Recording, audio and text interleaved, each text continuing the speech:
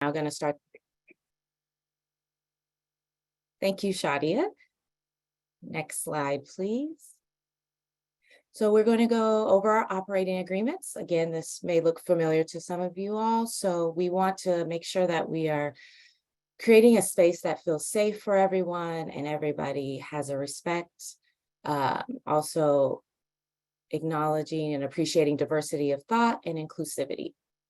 We want to encourage folks in this meeting while they're in this space to practice curiosity and seek to understand different perspectives.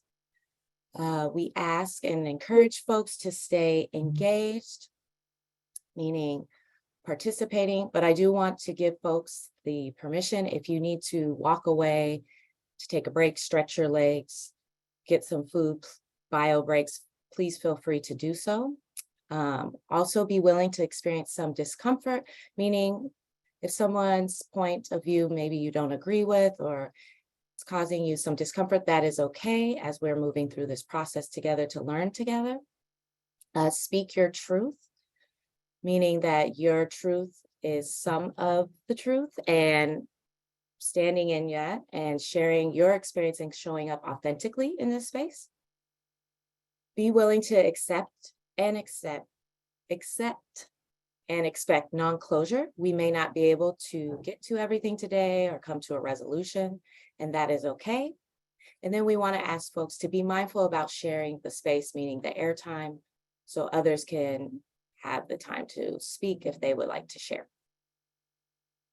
Next slide, please.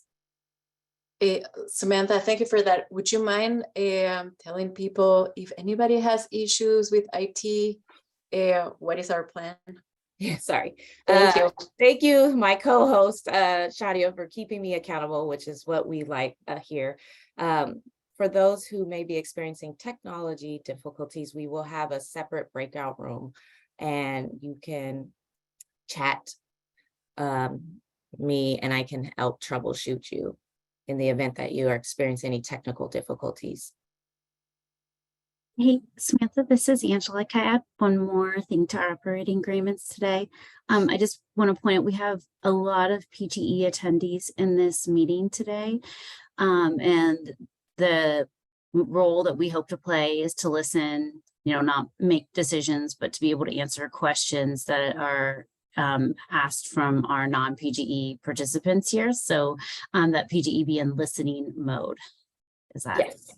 Okay. Thank you. Thank you for sharing that. Yes, this space is more for the participants where we want, like Angela said, we would like to hear from you all. I think we're good to go to the next slide. Okay, so now I'm going to pass it off to my colleague, Joe Boyles, who's going to go over the distribution system planning recap and lessons learned. Good morning. Thanks for coming today.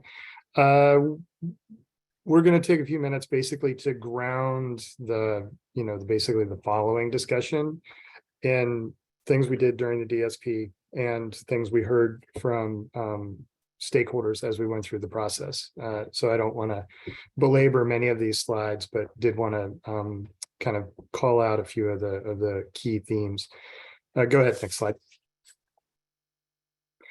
So late in the DSP process, we basically did a report out on what we considered, what we learned from the community workshops that we did during the DSP process, and recognizing that we needed to achieve a greater degree of community engagement for the communities that were affected. So this slide and the next couple kind of ground us in those previous community workshops and the process that we said that we would follow in the upcoming distribution planning cycle. So if looking at this, Jennifer Galloway, if you recall, is our distribution planning manager. She and team have conducted the next round of identifying grid needs and identifying where they are, and using some of the equity indicators that we had developed during DSP Part 2 to bring us to the point where we, at number 4, we review the grid needs and non-wire solution candidates with our basically our active and participating CBOs, CSO organizations. So as we get further into this conversation today, Jennifer will present us grid needs, and we'll be talking about how we take the next steps. So as Samantha pointed out in the objectives of the meeting, that's really the focus of this conversation, which is we do need to actually engage the community organizations that are in the affected communities. How do we identify them and how do we get in touch with them? So those would be some of those next steps. So, working through steps 4, 5, and 6. So go ahead to the next slide. That said, we also learned in the last community workshops that we basically we need to engage people where they are, right? So we need to be closer to them, and we need to identify a viable means of funding their participation, right? And those are activities that are in the works, and I think we'll have more concrete information to share about that in the coming workshops. But those things are moving forward. Next. So based on our surveys, these were some of the key themes that came back, right? So starting on the right side, the areas of appreciation. This format seemed to be appropriate for the sharing of this information. So we're just trying to build on that. So today you'll see, we're using Zoom instead of Teams. We'll be, going back and forth between the presentation and a mural board. So we're interested as we go through this for your feedback on the process itself as well, right? So we think this is working. So is this an appropriate format? Using examples, doing some education on topics, and then getting into information gathering on those topics. Go ahead to the next slide. Quick reminder, the modern electric grid, basically there are 3 major components: generation, how energy is created.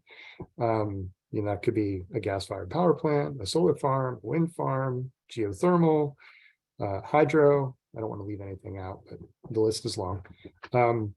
Transmission, right? So how do we transport large quantities of energy from generation facilities to a point of use, right? And the distribution system takes those large quantities of energy and breaks it down into smaller quantities to be consumed by end users. So homes, businesses. And in the future, we're basically talking about 2 ways, right? So historically, large generation facilities transporting energy to end users. Now we've got end users incorporating their own energy devices into their homes or businesses that are capable of providing energy back to other distribution users. So a lot of what we're focused on now is making that possible, right? Developing the technology, communication, and policies to enable that 2-way flow of electricity. Next slide. So what are those distributed energy resources? I'm not going to list them all, and there's actually examples on the next slide, but images of a few: electric vehicles, solar panels on homes, energy efficiency, demand response capabilities delivered through devices in homes. These are all examples of distributed energy resources that customers have the opportunity to incorporate into their energy use. Go ahead to the next slide. So here's another representation of those same distributed energy resources, right? In comparison to wired solutions, right? So a wired solution is what we might traditionally do to meet a need on the grid And that need might be economic growth, right? A new subdivision being built in Happy Valley. How do we get energy to that subdivision? We might build a new substation, new feeders, things like that. Solar, distributed photovoltaic systems, energy efficiency, weatherization, heat pumps, energy efficient water heaters. Thermostats are an example of something we might do for demand response. So if you enroll on a program, we could, ask you to turn down your thermostat during a period of, high energy use conditions, heavy load, to reduce the load on the system. And then different implementations of batteries. So a battery that might be located in a substation to support an outage or other services that the grid needs to be healthy, or a battery in a home that's coupled with solar panels so that it could store some of that solar energy for use at a later time. Go ahead to the next slide. This is a little bit of an eye chart, but it's simply to point out that when we talked about non-wire solutions in our previous community workshops, we basically talked about using those different distributed energy resources in a collection to meet a grid need, right? So if our traditional solution would have been to upgrade a substation to include a new transformer to meet increasing energy needs, is there a way that we could meet those energy needs through other means, right? So could we serve that need by reducing load in other areas, maybe implementing solar plus storage in homes, or weatherization, energy efficiency, or demand response programs? Could we stack up these distributed energy resources in such a way that we could meet the need without building anything new? And in doing that, could we address different goals that were basically affected the community that implemented this solution? So we presented one option as a resilience focused solution, and that would be like more solar plus storage and batteries, right, to achieve a higher degree of resiliency in the case of an outage, versus bill relief, right? So insulating homes, other energy efficiency activities, time of use rates. There are other ways to address the energy need that would achieve bill relief versus resilience. And they're not always an either or, but there is just a way to show that a particular community may weight a goal more heavily. Therefore, the solution may include more of one distributed energy resource than another. Go ahead to the next slide.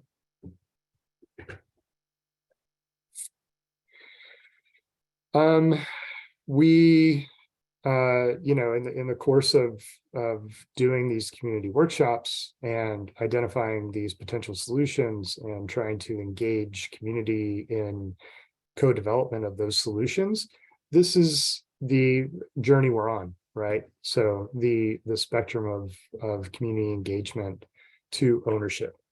And this is what was presented in DSP 1 and 2 as our basically the maturity model we're working through in our community engagement process.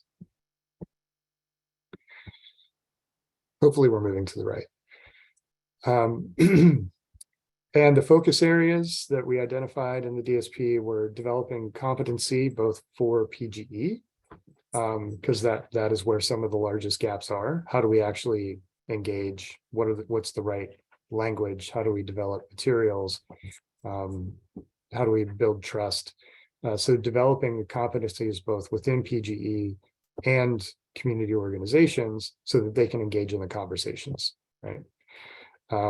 Activating CBO participation. So how do we make it more possible for CBOs, CSOs, community organizations to participate in these conversations and develop their own voice in influencing solutions and unlocking data, right? So getting more perspectives about our customers and where they are and what affects them, and using that data to inform solutions and decisions in the investment decision-making process. Go ahead to the next slide.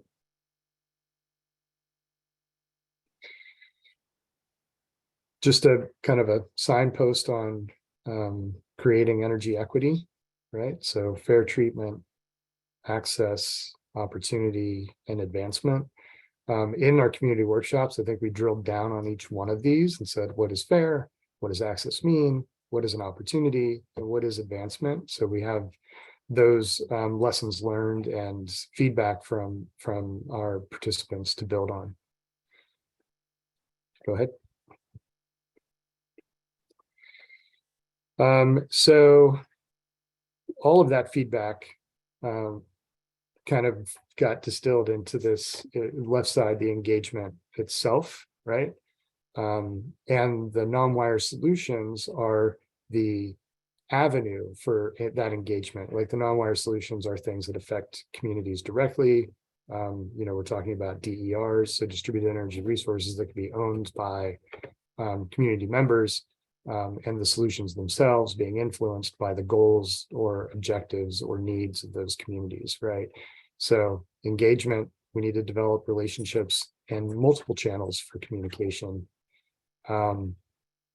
Identify a means of sharing the non-wire solution information, get into the community and understand their preferences, identify how we incorporate those preferences, and then communicate that back, right, to the community to say, you said we prefer X. This is how X shows up in a solution. Is that what you would expect? And along the way, just making it all accessible, right? So getting away from a kind of a grid-centric and engineering-oriented conversation about needs, and making sure that when we talk about solutions and communities, that we are doing it in a way that enables participation. Go ahead to the next slide. So when in the community workshops, we worked through, as I said, definition of equity, but also what are some reasonable variables to use. And this is basically the report out on that activity. And we're basically going to revisit this as we go through the conversation today. And as we said in the objectives, this was a set of community needs and variables that were identified in the context of distribution system planning and non-wire solutions. And we're transitioning to the clean energy plan that also recommends a set of equity variables and the definition of needs. So we're going to examine that a little bit and say, can these two be combined, right? Or does one replace the other? And I don't think there's a wrong answer there. It's just trying to connect those dots. I think the next slide is my last one. So reflecting a little bit, and I don't really want you to read this, but it was great to get comments back from Renewable Northwest and NWEC on the community engagement process. And it was super informative and helps us kind of identify what's important and what can we improve on. So again, this format and forum for having these conversations was identified as valuable, right? But we also heard that Pacific Core did more of an open to the community solution development for identifying non-wire solution proposals. So we're going to take a shot at that today in the conversation of non-wire solutions. Like if we were to solicit something from stakeholders, what would that look like? What assistance might you need? How would you approach that as a community that was trying to get engaged in solution development? Doing this in an iterative way, right? Bringing you a concept, building on that concept, coming back later with, maybe proposals or advancements of the concept so that we can build on that together and kind of try some things, experiment with potential solutions. Interest in integrating these different dockets, right? So recognizing that the CEP is now front and center, and a lot of people are participating in that. As I noted in that process flow at the beginning, like we have a distribution system planning process that's in flight and we'll keep going. And now we're spinning up a clean energy plan initiative that will introduce some concepts that are compatible with distribution system planning. So we want to basically draw those connections as we go through the CEP process and define things. So I think I'll wrap up this kind of review of DSP and lessons learned, and kind of pitch it back to the group and see if anybody has anything they want to add or reinforce from the DSP experience as we kind of move into this, developing next steps for community engagement, getting deeper into communities to actually co-develop solutions that meet their needs. Does anybody want from the PGE team or some of the stakeholders that were involved want to add anything, or can we move on?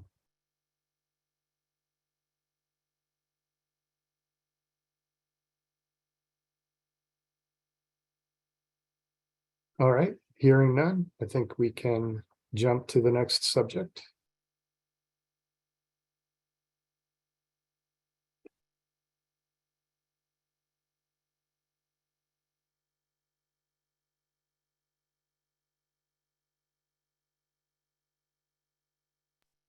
Sorry, I was on mute. I'm gonna toss it to Jake. Thank you, Joe, for that presentation on the DSP recap. Now we're gonna have Jake Wise speak to the Energy Trust of Oregon Partnership, and I'll kick it over to you. Jake, sorry.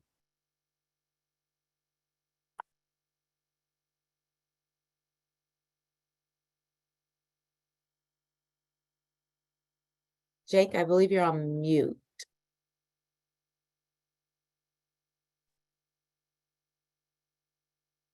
How about now? Yes, well, there's a little echo, but yes.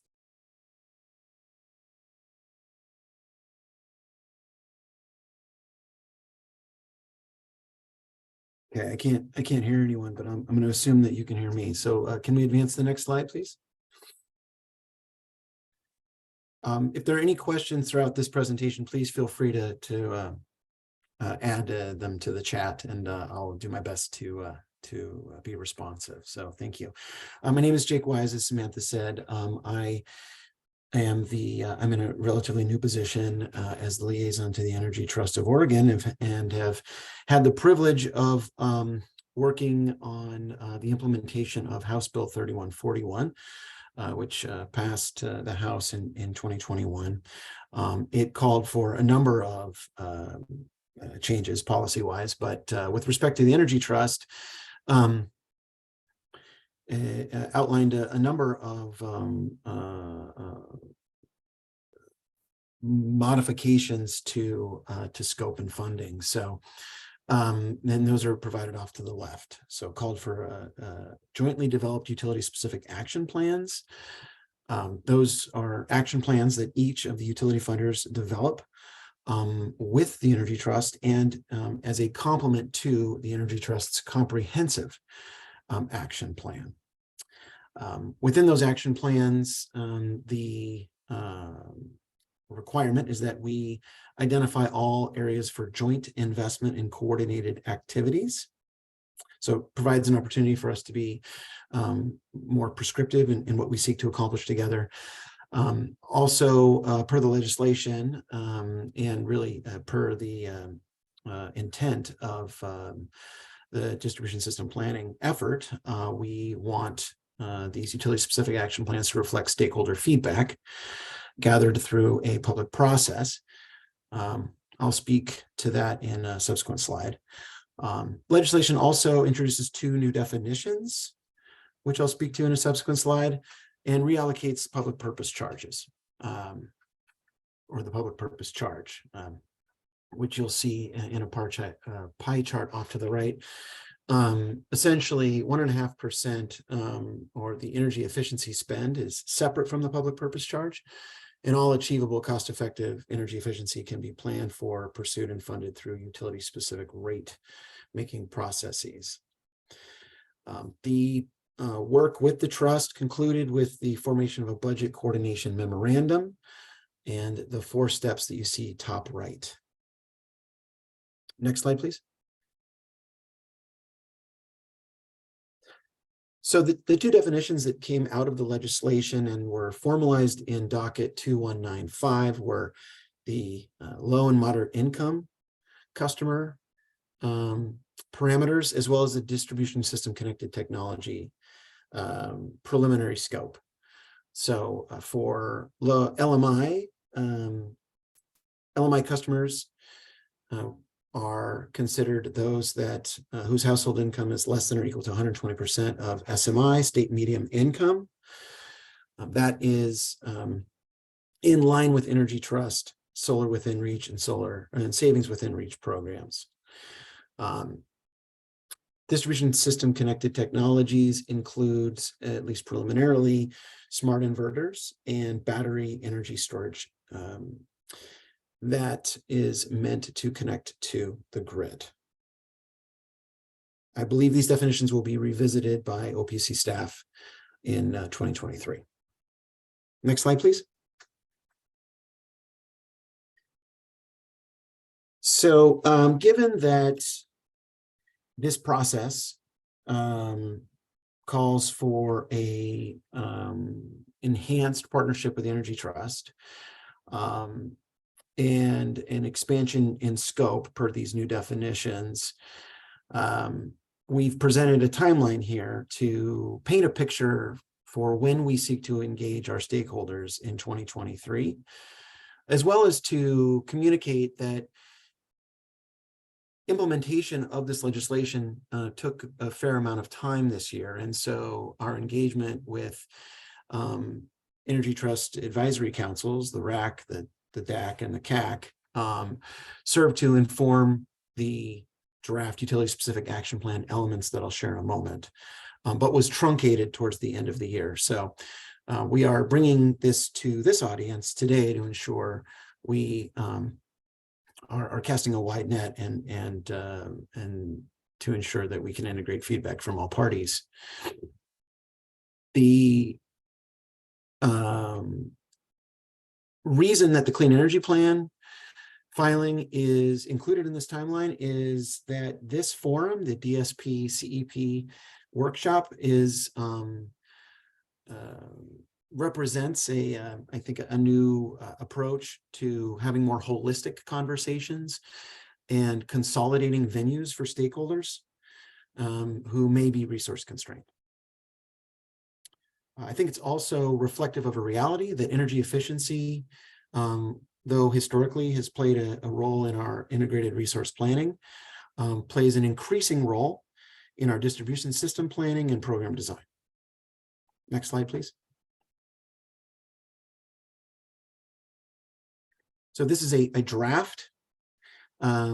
Feedback is appreciated. There are a number of action plan elements here off to the left. I will, I know this is a bit of an eye chart. I'll just speak to a few aspects here. There are acronyms beneath the table if folks are curious. Outreach and engagement, marketing and planning and evaluation all require more coordinated activity. And so we've requested, and I believe the trust is in an agreement that we need to establish new routine staff coordination meetings in those areas. More communication will spur more collaboration, which will allow us to show up together and respect our stakeholders time. The energy efficiency, renewable energy buckets also denote additional joint investment. On the energy efficiency side, there will be the pilot of ductless heat pumps for multifamily dwellings that began in 2022, but will continue into 2025. There's also increased collaboration in delivering controls-based efficiency solutions and partnership in the deployment of Energy Trust's Strategic Energy Management Program. Under renewable energy, you'll see Smart Grid Testbed, and under targeted initiatives, the Salmon Project. Those are two projects that are funded outside of the PPC and outside of the energy efficiency funding process, but are provided here to paint a more holistic picture of how we are showing up together and the number of different initiatives on which we partner. Next slide, please. So last slide, the intent in developing these partner success metrics is to serve as I guess, a complement to Energy Trust performance measures that have been in effect, I believe, since 2002, and to inform shared outcomes between the two organizations and our stakeholders. These will also serve as a complement to the equity metrics that were called for in HB 3141, in which the OPUC staff is leading a workshop this afternoon, to workshop 2 of 4, to further develop. So PGE stands in support of the co-design, development, and deployment of those metrics. They're not reflected here because they're not formalized. But what is reflected here are a number of metrics that we see as important to Hi, Jake. identifying how we might show up more effectively together. The first is with respect to participation, how many PGE customers are receiving incentives, how might we together increase those percentages and ensure more of our customers are participating in eligible programs. I'll skip down to low-income electrification. PGE launched its income qualified bill discount program, I believe, back in June. So we're going to be tracking the number of participants that have electric resistance heat that will convert to heat pump in the coming years. And then enablement, tracking the number of energy efficiency investments that enable beneficial electrification and or flexible load. So as was provided, I believe, in slide 3 of my presentation, should you have any feedback, please reach out to me directly. We look forward to hearing from you. And that is all I have. Thank you. Hi, thank you, Jake. Can everyone hear me? Sorry, my internet said it's unstable. I can hear you. Oh, okay. Yeah. I was like, I don't know what's happening. So, okay. Well, thank you, Jake, for that presentation and your overview of the partnership with ETO and going over the metrics. As he stated, there is a meeting this afternoon to discuss further detail. Now I'm going to pass it over to Tomas Morrissey to continue the conversation that we had in our kickoff of the integrated resource planning overview. Hey, can everyone hear me okay? Can hear you. Fantastic. Hi, I'm Tomas Morrissey. I'm an analyst in the IRP team at PGE. And these slides today are very similar to the slides we shared in September. So if you're on that call, hopefully they'll serve as a refresher. And if this is your first time in one of these meetings, hopefully you'll learn something new. And if folks have questions as we go along, I'm largely going to be talking about the IRP process. Please feel free to jump in or put questions into the chat. And if you go to the next slide, please, that'd be great. All right, before we start, today we'll be talking about the IRP, the Integrated Resource Planning process. We also have another process, the RFP, and they're slightly different. I just wanted to clarify the differences on them before we dive into IRP details. I believe we'll have at a future one of these meetings some more discussion on how the RFP works. So at a high level, I view the IRP as the roadmap for the utility over the next 20 years. And in particular, the first 2 to 4 years of the IRP, which we call the action plan, are really important. Once you get past 2 to 4 years, it gets a bit fuzzier. The RFP, on the other hand, is the vehicle that executes on the plan created by the IRP. So in the IRP, we'll have some resource portfolios. We'll say, hey, these are like the type of resources that we think we'll be acquiring in the next couple of years. But it's the RFP's job to really go out there, get bids from developers, analyze those bids, and choose the right mix of resources. And since the IRP uses approximations for resources and their costs, and the RFP uses actual developer bids, there's sometimes a little bit of a difference between what the IRP suggests and what the RFP acquires. But let's move to the next slide. And today we're going to talk again about the integrated resource plan process. So at a high level, the IRP is performing 2 tasks. The first task is estimating system resource need. And so we take forecasted long-term demand growth, so how much energy our customers need. And we also look at how much energy we can generate from our existing contracts and our existing assets.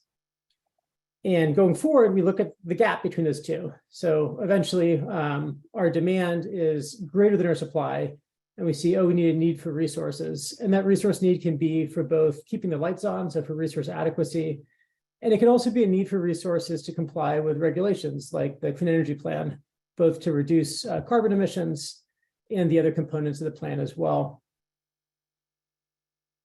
The IRP also proposes a pathway to fill that need. So it sees the need for resources going forward, and we use proxy resources to fill that need and make sure we're, again, meeting regulatory requirements, meeting system adequacy, and trying to determine the optimal size and timing of resource additions. Let's jump to the next slide, please. Great, so at a high level, this is what the IRP workflow looks like today. We are still developing the 2023 IRP. We had a roundtable meeting yesterday on it. In case you're curious, I would say we're more or less in the analysis stage right now. But again, at the top, it starts with resource need. So how many megawatts of capacity do we need for resource adequacy? And how much energy do we need for the system to operate and to make sure we're meeting our carbon reduction targets? It also incorporates resource options. Right now, we largely have 5 different big scale resource option buckets. That includes wind resources, solar resources, storage, which could be battery or like pump storage hydro, hybrid resources, which combine storage and a renewable, and as well as distributed energy resources. And that can include rooftop solar, it can include energy efficiency, demand response, and programs more on the customer side. The IRP also examines a lot of different scenarios. So we don't know exactly what the future is going to look like. We do have a reference case, which is our best guess, but we want to make sure that if the future deviates from that reference case, we still have a plan that works. So we test, say, what if electrification occurs at a higher pace than expected? What if energy prices are higher or lower than we're expecting? And so on. And using the scenarios and sensitivities, we can test how robust our resource plan is. And then we get to the analysis stage, and this is largely where we are today. And we take these different resource options and we see how they fit the resource needs under these different scenarios. And out of that analysis, we can create the IRP, which is a 20-year document, and also the action plan, which is the 2 to 4 year document. The IRP comes out roughly every 3 years. And so as a result, the action plan, which is that 2 to 4 year document, typically gets focused on the most. Let's go to the next slide, please. So as I mentioned on the previous slide, we look at a number of different IRP scenarios. And at a high level, these are questions. It's questions like, do we need more transmission to meet our decarbonization and adequacy needs? How will vehicle or space heat electrification impact resource needs and impact our adequacy position? how does climate change impact the PGE system, both in terms of changing temperatures and also changing hydro conditions for hydroelectric generation. And we'll also be looking at what if there's a technological breakthrough? What if something like hydrogen becomes much more available and at a reasonable price earlier than we expect? How does that change your plan? Does that impact our near-term resource options? And there's a bunch of other questions that we asked the IRP. And again, the big goal is to create a robust plan that can operate under a range of different pathways. If we go to the next slide. Great, this is just a look at the timeline. We will be, hopefully at our next meeting, starting to discuss our draft action plan. Our next meeting is November 16th at 9 a.m. You can find out more information about this meeting at our website, or you can shoot me a note in the chat and I can send you a link. We'll continue to have roundtable meetings through the winter, and then we're looking to file our draft IRP in January 31st, 2023. So at the end of next January, with the final document being filed March 31st, 2023. And we're currently planning to file the IRP concurrent with the CEP.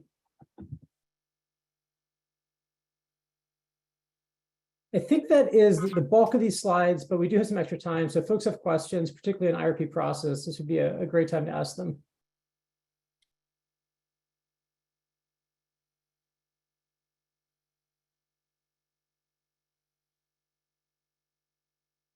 Looks like we're running ahead of schedule, but we can also open up the floor if anyone wants to use the chat before we go on break. If they have any questions on anything that's been presented, maybe something has come up for you as time has gone on. I know that I like to process things, so feel free to use this time if you'd like to ask any questions via chat, or you can use the raise hand feature.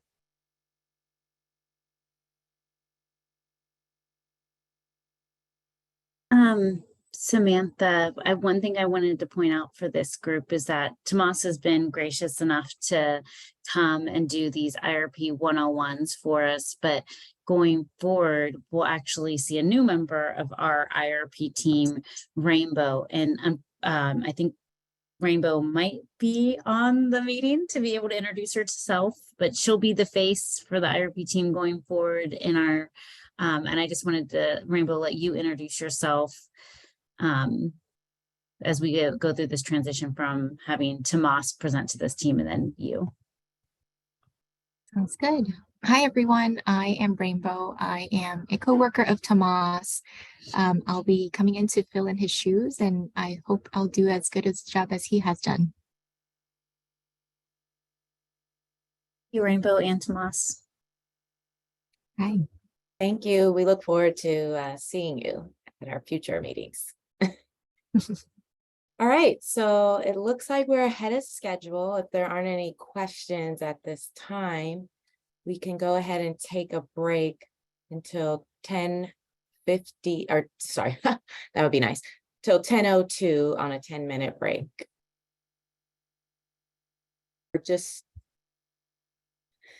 Again, we are recording this meeting, just letting everybody know. So if you are joining us later, at a later time, we want to let you know that we are recording this meeting. And our next presenter, the next slide, is Jennifer Galloway, who will be talking about grid needs and non-wire solutions. Thank you, Jennifer. Hello, everybody. For those who don't know me, my name is Jennifer Galloway. I'm the manager of our distribution planning engineering team here at PGE. Go to the next slide. So you've seen this slide earlier today. This is our outreach and engagement approach. My team has gone through the identification for our grid needs. We have used our equity map, which we'll talk about in a little bit, and then we've identified some non-wire solution candidates. And then now we're in the stage of planning where we want to review our grid needs with all of you and our non-wire solution candidates. We want to identify our key project community groups and then outreach methods. And then we'll move into the outreach and engagement section. Next slide, please. So we are going to review the revised ranking matrix, and this was revised based on some feedback that we received from our DSP. So we took that and we revised our ranking matrix. So I'll go through that. We'll review our 2024 capital cycle grid needs and non-wire solution candidates, and then we'll identify next steps for non-wire solution candidates. Next slide. So we evolved our ranking matrix based on feedback, but also, as we had said before, we are now incorporating equity into our ranking matrix, where the score ranges from 1 to 5. And what's included in the equity index that develops that score from 1 to 5 is energy burden, housing type, owner versus renter, race, households without internet, and households with disabilities. So that is what is included in there now. We are certainly open to feedback on if we should be including more things into our equity matrix. That was our first attempt at it. Sherry. Yeah, and maybe I'll explain this in a minute. When it comes to the equity matrix, are these people being, is this people being served through DERs? What are you ranking, like, as far as involvement is concerned? So this is just looking at our customers, correct? Shadia or Misty or Joe, if you could support me here. This is just looking at our customer base and looking at, who has energy burden, the housing type, that kind of thing. So this is like you're researching these equity metrics to look at your customers based on these metrics. Mhm. Yeah, and I can, this is Joe. Oh, okay. So should we jump really quick to maybe like the slide of the screenshot of how does the equity matrix look like on a screen, so that we can anchor ourselves with that image to explain? Sure, let's do that.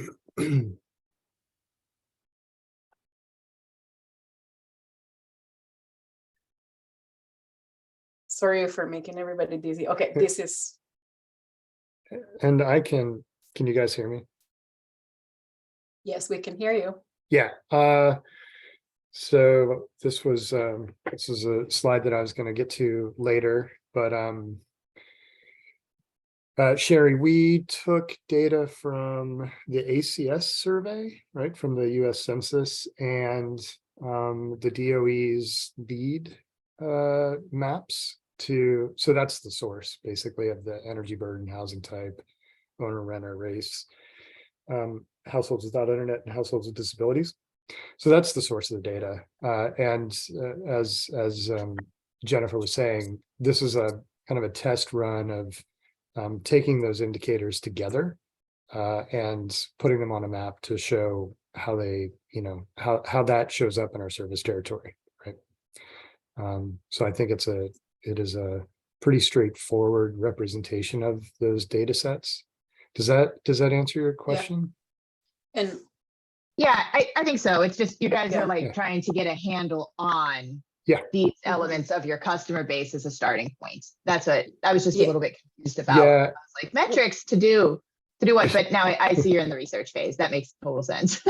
Yeah, and at the end of the DSP, it's at the very, very end, Appendix N. There's a paper from CADEO. They're the group we worked with on the adopter model, so the DER forecast. We were trying to incorporate some of the same data into the forecasting process to do some analysis of, what's DER adoption look like relative to these equity or DEI variables. So it's exploratory in nature. If you wanted to read more about the actual why these 6 things, that's more explained in the paper, and it's Yeah. I think it was basically an analysis to determine which ones were most influential for different things. Mhm. Great. I can explain a little bit of that, as I had the honor to be part of the thinking behind. We worked in collaboration with CADEO to we heard from our partners that we needed to explore the data sets of GreenLink and the LEAD tool. So we went there. They show those 2 platforms have data in the background that is like showcased in a map. So we went and got the data from the back and did what is called a factor analysis. Basically, it's like checking which are the variables, energy burden, housing type of, that weight the most. So that we wouldn't have like 60 variables, then you just like hone in to what are the variables that are the strongest. And then we checked the data sets that have, which are the variables that are the strongest and also have complete data sets. So that's how it's the nuts and bolts of behind this map. And with that, we calibrated things to, you add weights to each one of these variables to see how can you predict on a visual way locations that are more in need than others. And Kathy, you have your hand up. Yeah, I was just wondering, for some of those, it seems like maybe you can get statistical information, but how do you turn this into identifying individual customers? Particularly things like households without internet, households with disabilities, and energy burden. I guess energy burden they're doing nowadays in order to try to get reduced rates. So you probably do a better job of that now than before, what was it, 2475 passed? Yeah, so Andy, you're in the room, and I think maybe you would be the right person to explain a little bit more on this regard on Kathy's question. Sure, yeah. Kathy, the map here is showing sort of aggregated, I believe, census tract information, which our adopter model counts each premise in PGE's service area, but not all of these variables have great premise level or customer level data. And so often the lead tool, for example, the Energy Affordability Index, takes account of sort of average census block or census tract scores, and then we associate that to the customers or premises that reside in that census tract. So some of them, however, we do have, like owner renter, we have some more internal data sets and things like that we can, we've kind of blended those together to make a composite. Yeah. So it's kind of differs based on the variable. Yeah, no, those two I agree. You can probably get down to the individual level, but it's the ones like households without internet and households with disabilities that it seems like making the jump from statistical to individual is not a trivial issue. Yeah, and our intention here is to highlight, as Joe said, some exploratory analysis. It's really at to get something that covers the entire service area, you need to rely on these more high-level data sets. But then, as actually with Sherry, with Community Energy Project and other partners who may have much more detailed information, so our community partners about their communities, like who has lack of internet access, they'll, when it comes to delivering some kind of intervention to overcome that, if you perceive that, if that's a barrier to participation, for example, in a DER program, we know that the infrastructure bill has a lot of Wi-Fi and fiber funding for rural communities, for example. And so we've seen and been talking with some partners about what are they planning to do to try to get some of that money. And I'm sure Energy Trust, has similar interests in those type of partnerships to translate from data and looking at high level information to then how do we mitigate that? And actually that's the driving force of how do we then turn programs and try to close some of these gaps. I just want to say I'm really glad to see this at this stage, because tracking it on the back end is, you're delivering services and you're doing surveys. I mentioned in the chat with the energy affordability with like low-income folks, PGE is doing demographic questions at intake, or at least that's the plan. I think they've started doing it now. So you can see like, hey, these are our goals. And if you don't reach them, you're like, wow, all of our people have internet. That's when you dig down and you work with partners that are used to working people without internet, which like CEP is an example. We work with a lot of people without internet. So you can reach the goals. So that's fabulous. I like seeing this at this stage instead of on the back end when you're like, we don't know who anybody is. And did we serve them? I don't know. Thank you. Thanks, Sherry. And mean to derail, but that's really helpful. No, that's okay. That we want this meeting to spark some of those conversations. So that's exactly what we wanted this to be. Jennifer, So, let me move you back to Yep. where you were. Yep. And Kathy, thank you for that question. yes, thank you. You're welcome. Okay, there we go. So for those who aren't familiar, our ranking matrix is what we use to prioritize our grid needs on our system. And what we had before was we had different levels, level 5 to level 1, and we would use a multiplier, but 5 times, 4 times, etc., just to make sure that we were prioritizing things that are more of like a must-do type thing. And must-do projects are things like customer-driven projects. We have an obligation to serve, as well as safety. Safety is our top priority always. So we got some feedback that, with those multipliers, we could have, a wide disparity in our levels, where at level 5, you can get a score of 75, level 1 could just get a score of 1. So there was too big of a gap. So we've revamped the ranking matrix to remove the levels. We adjusted some numbers to reinforce the criticality. But the result is that the highest possible score for a single criterion in the matrix is a 20. So we've cut that number down significantly. And then our new tiebreaker criteria includes all of the former level 5 and level 4 criteria, which I will review here in a minute, as well as equity. Next slide. So here is these are all of our former level 5 and level 1 categories. So safety and customer commitments are must-do categories. We have to do those things. That's why they get the top weighting. We also have categories for if we are mitigating a sub-transmission constraint. If it's 115 kV and above, that falls into our NERC compliance obligations. So that is regulated by the Federal Energy Regulatory Commission. So we need to make sure we're compliant with that. However, even that our 57 kV system, which is not subject to those standards, you need to make sure your sources are good, because if your sources to our distribution system cannot handle the distribution system load, then we're not going to be able to serve it no matter what we do on the distribution system. So our sources to the distribution system need to be good. Precursor to mitigating other grid needs. So this is a situation where we could have something where, let's say we have a substation where we need to, let's say a new large fleet electrification project comes in. Well, if we need to rebuild that substation, but maybe we have to rebuild other substations first in order to be able to rebuild the substation. Because when we rebuild substations, we move load from that substation to other substations so that we are still serving customers while we are doing construction.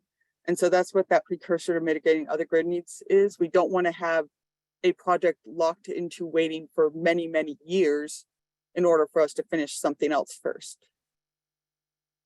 And free ups or mitigates mobile temporary equipment or configurations. So we sometimes use temporary substations or mobile substations. We roll them in on trailers if we need to do maintenance or major construction work at a substation. But they are used for things like maintenance and emergency situations. Unfortunately, especially with like supply chain crisis and all the things that we have to do, we have some situations where we have to put temporary substations in for a long time. And so we need to free those up in order for us to better do maintenance and things like reacting to emergency situations. Next slide. So the equity index metric. So that's what we just discussed, max possible score of 5 here. And then we get into loading. So our distribution feeders are the lines that come from the substations that route on the poles or underground and then get stepped down to a voltage where it can go into your house. So we have different levels of loading there. And then transformer percent loading, LBNR is our loading beyond nameplate rating. And I realize this is pretty technical, but that's essentially our thermal limit on the transformer. We don't want to be exceeding that. If we're exceeding that, we can have problems with the transformer. We don't want a transformer failing. existing total asset and geo risk. So that is, the asset health. And, we track things like vegetation risk. If we are running through heavily treed areas, we can see more risk of outages as a result. And then existing customer minutes interrupted impact. So we are using this CMI metric to determine how we are impacting our customers, how many outages they are having, and that kind of thing. So we track that at both the substation and the line level. Next slide. So then we move into the feeder. So this is the same things I just talked about, but at the feeder level. So that was the lines. And then known load growth impact to equipment. And this includes like the TE forecast and building electrification forecast that we have from the adopter model now. So if we see that we're going to exceed like our thermal limits, the maximum capacity that we can have on a piece of equipment, that's a higher score versus exceeding planning criteria. When something exceeds planning criteria, that essentially triggers us from a loading and capacity standpoint to start taking a look at it a little more closely to make sure that we still have enough room on the system to move load around if we need to, customer energy around if we need to when we're doing maintenance, or if there's an outage, if someone hits a pole or something, we move things around so that we can still pick up customer load while we're replacing that pole. Substation SCADA, that speaks to our telemetry. If we can control devices remotely versus having to send a substation operator out to the substation when we need to like open a breaker at the substation. If we don't have that remote telemetry, then we can't do that. We have to send someone there. So having that remote telemetry also enables us to react faster if there's a problem in the substation. And then just multiple feeders or transformers exceeding planning criteria. If we have one location where we have a lot of heavily loaded equipment, it's much harder to move things around when everything is heavily loaded. Next slide. And then here we get into our N-1. So N-1 is the loss of a substation transformer or a distribution feeder is what the planning team studies. So we plan our system to be able to withstand the loss of a transformer or a feeder, as load grows. However, we can't always keep up with that. And so we do a lot of projects in order to get us to have that N-1 capability in the absolute peak condition. So a lot of times on a day like today, we lost a substation transformer in most of our substations, we'd be able to pick up that load pretty easily because there's not a lot of load on the system today. But if we were, in July or August, it could be a lot more difficult for us to do that. Then we talk about utilization indexes. So these are, if we're staying heavily loaded in both the summer and the winter, then we're putting more stress on that equipment. And so we want to make sure we're addressing that as well. And then DG readiness. We've talked about this a lot in the past. There are some regulatory hurdles there, but making substations DG ready is part of our ranking matrix. Any questions on that?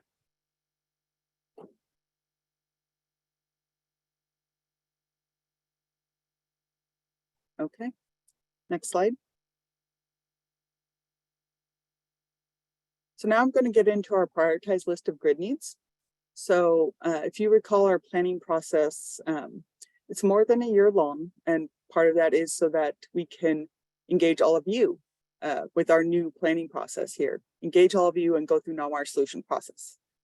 So we identified the grid needs in 2022, and they are being analyzed for the 2024 capital planning cycle.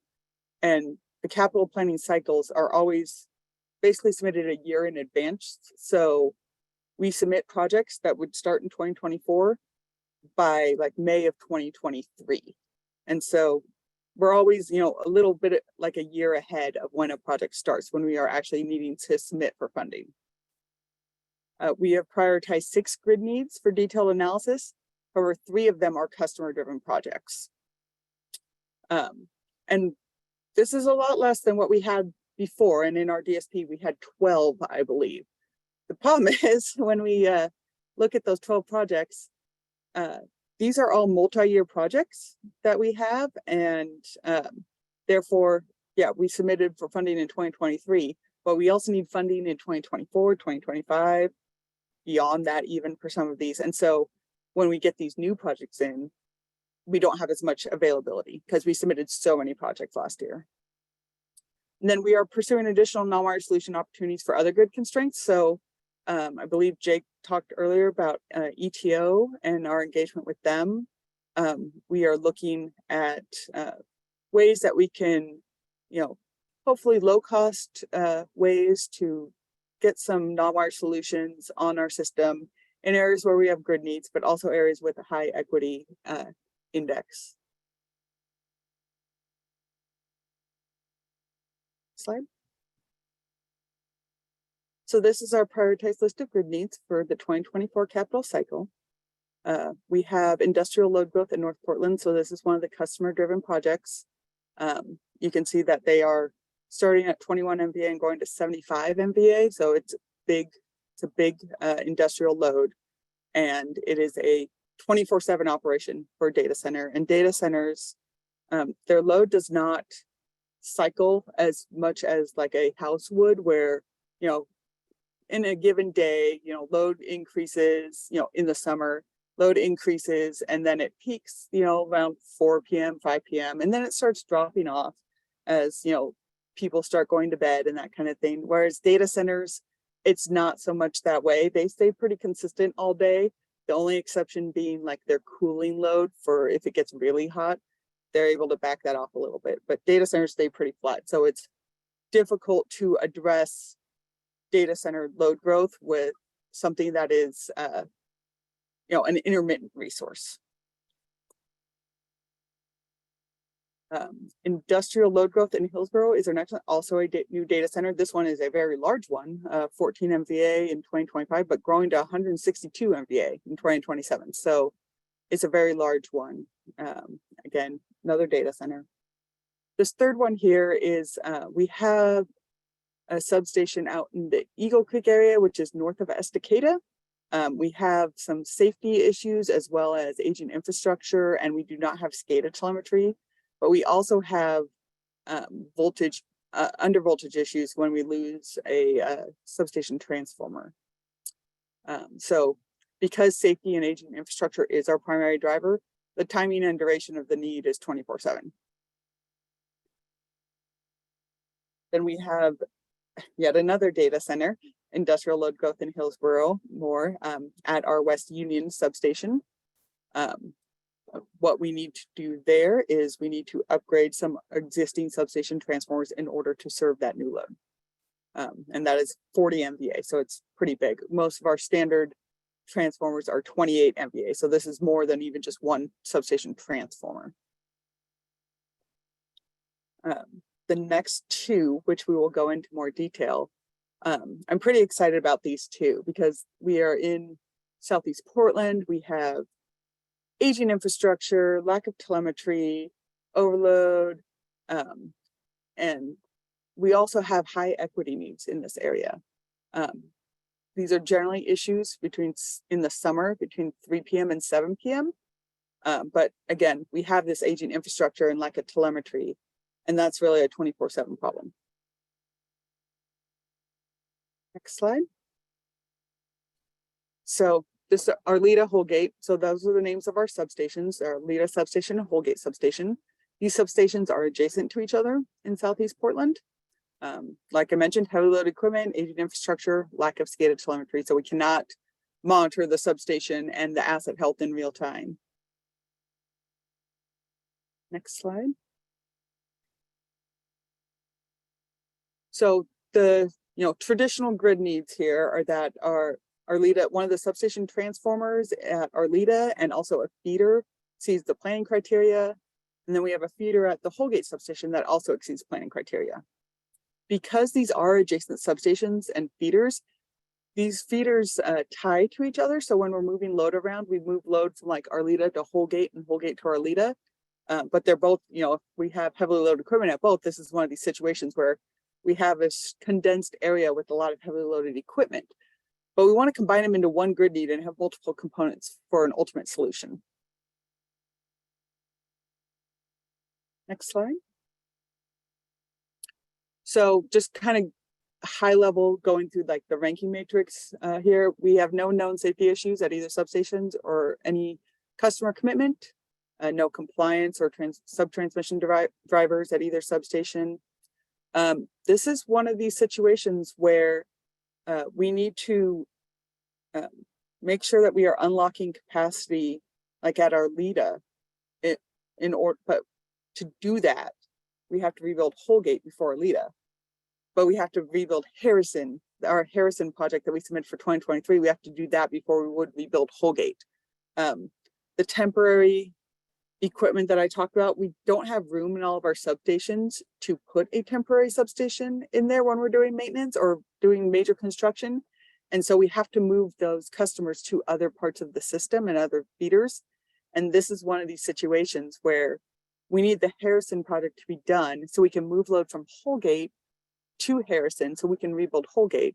And then we need Holgate done so that we can move load from Arleta to Holgate in order to rebuild Holgate.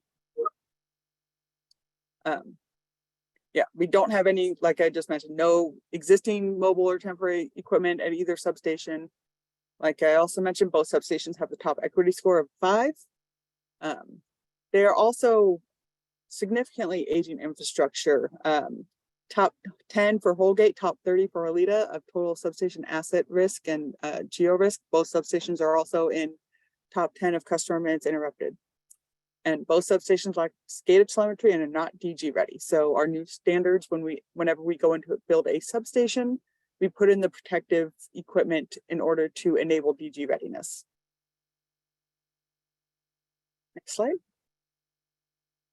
So with the aging infrastructure, our asset risk and CMI, lack of SCADA telemetry, lack of DG readiness, it's very likely that the solution will ultimately recommend rebuilding both substations.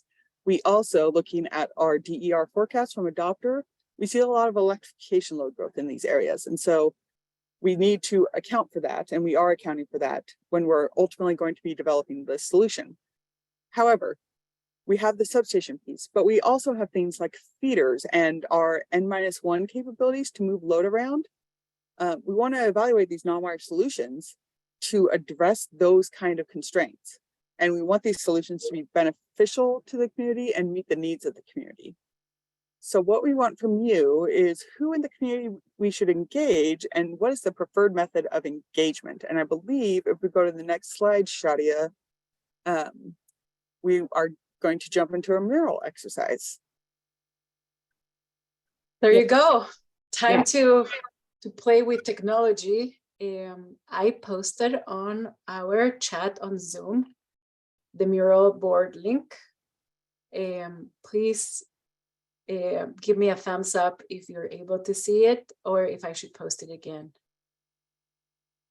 We'll go slowly on this part just to make sure that everybody can follow.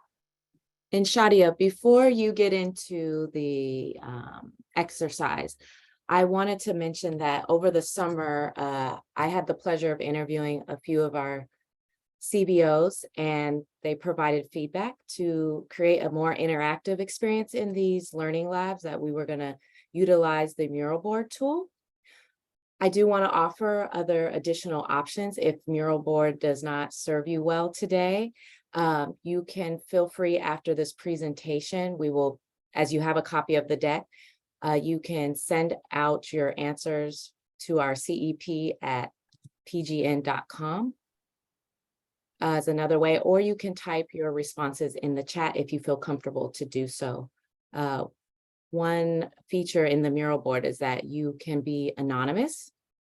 So if you do not want to utilize the mural board today, there are alternative options. However, they will not be anonymous. I just wanted to point that out as alternatives options to you. Thank you, Samantha. So I will do a quick, first of all, I see that many of you were able to successfully enter the mural board. I see you have your cursors, and we have been using this technology a couple times. I still would like to honor like newcomers to it, and if I'm going to do a very quick training on it. So welcome to our mural board. I am it says SD and there's a star. That means on the bottom where we have all our avatars, that the stars are the facilitators. So whenever you want to follow a facilitator, you hover over it, and then you can follow a facilitator. That's one of the things. But let's start here. We recommend using Google Chrome if you're having any issues. If you cannot see things or anything glitches, we recommend you to refresh it. We have created an IT room on Zoom. So if at any point you have an issue, that would be a place to go, and we will be happy to help you. I see everybody has an avatar. Hover on your avatar. I will be facilitating this part of our meeting. I encourage you to zoom in and zoom out to test how to move on this board. And then if you do right click on your mouse, you pinch on the board and you can move left to right. We have created a board that has sections. We are right now on section 1, and we will be moving on section 2, 3, and so on to the right of the board.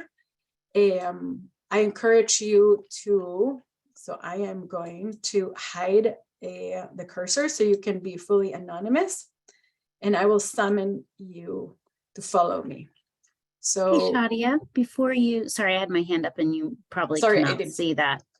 So one thing I just want to I mentioned this at the beginning of the presentation. We do have a lot of PGE people here to answer questions. So this exercise, who is the audience for? Everyone, or just your non-PGE participants? Just clarifying roles here. And yeah, thank you. Okay. Thank you for doing that. On PGE team is going to be here to answer if anybody has questions that we see on the stickies happening. But this board is specifically for you, our partners. We want to hear from you, and if we PGE add our thoughts to it, then it would take away from hearing your voices. So thank you for that clarification, Angela. This interactive component of the meeting is just for non-PGE people, as far as writing any thoughts on the board. Thank you for that. So it's everybody following. Is anybody having issues on the board? Because I don't want to spend too much time guiding you through something that you probably are not having problems. Are you in the board? Can people on the board go to a sticky and write something just to make sure we all know how to do that? Hello. Great. All good. Perfect. And you double click on the board, and then another sticky would come up if we don't have enough stickies. So that's how we will be interacting in this board. Great. So I think that everyone in the board is able to write and interact. With that, we would like to use section 2 of the board, and I have summoned you. So you should be following me on the board. And Jennifer, now this is your, would you like to reiterate the place where we have the grid need? Sure. This is the map. Yep. So this is Southeast Portland. I believe we're around, we're west of 205. So we're in between the river and 205. But this is where we have all, our heavily loaded equipment. We have that aging infrastructure and like a SCADA telemetry. But again, we can still look at non-wire solutions for things like, instead of needing to put bigger wire on a pole, is there a way that we can use a non-wire solution to reduce the load so that we don't have to put that bigger wire on the pole? So first step here is, of course, who do you recommend that we engage in this community? Because we want to get in front of the community, talk about this, see what their needs are so that we can co-develop solutions. Looks like we have a couple of people writing. Yeah, so we will provide some space to folks to recommend who do you think we should engage on this specific area of the PGE territory. And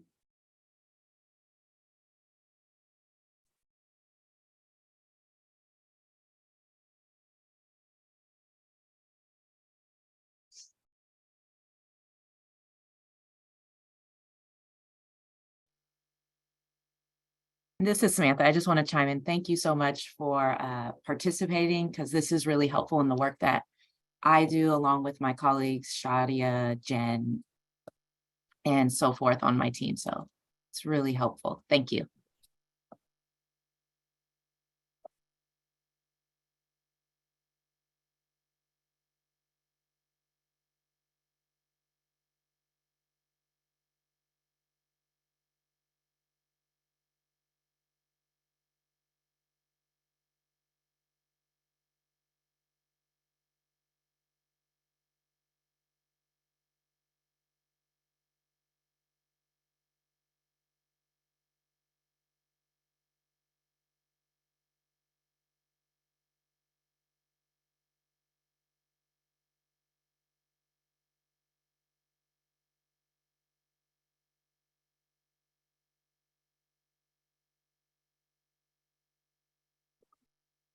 So if you have populated what you recommend, who you recommend that we engage in this community, it's okay to move to the next question. Well, now, how do you recommend us engaging with them?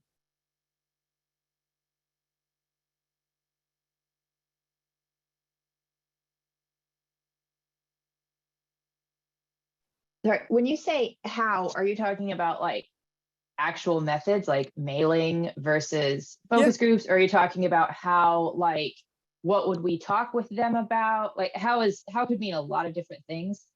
So it's kind of like, if we're like, how would that mean? Oh, if we got together a focus groups, what would we say? Or who would we interact with CBO wise? I can take a pass at this.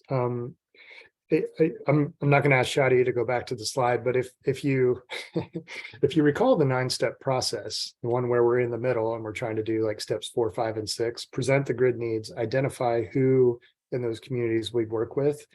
And then the next step is basically figure out how to work with them, right? And if we can engage, let's say, taking one of the stickies above, maybe we can connect with Apano. I would be asking you, Sherry, how do we connect with Apano? Like, do they have a point of contact? Can you do an introduction? Is there a way to bridge this relationship? Since you've been participating in this conversation and we're trying to extend that into the community, how do we make that next step? What's the best way to do it? Is it a phone call? Is it a Zoom meeting? Is it a email from PGE to get that contact so we can work with Apano directly to build a plan for that community? Okay. And I think that may be different from group to group, like the way to get in touch with them, Yeah. like canvassing was mentioned, but I'm not sure I know what that looks like. What would be a good way to canvass? Okay, thanks. Yeah, that gives an idea of the kind of level of minutia that you're looking for. Yeah, it's kind of, and I think, as Samantha said, she's probably going to be following up on this specific feedback, right? To say, all right, I need to, craft an email to this person at Apano. Can you help me? Can you review this email? Right. Yeah, because I'd say, one of the big questions is what are you talking about? Like, Like you Can I- wouldn't want to can be I- like, hey, could we have a distribution systems planning meeting with your community? It'd be like, that wouldn't be the approach, right? No, Yeah. we don't want to do that. I know this is a little bit breaking your rules, Shadia, but I can't resist, just given the example Joe gave. Just to tie it out for people, since I mentioned in the chat that Eastport is right adjacent to this Arleta Holgate area, and you mentioned Apano, so as we were working on our DSP filing, so I reached out and tried to talk with Apano. I did have meetings with them in Prosper, Portland, because we know that they work in the area and serve that community.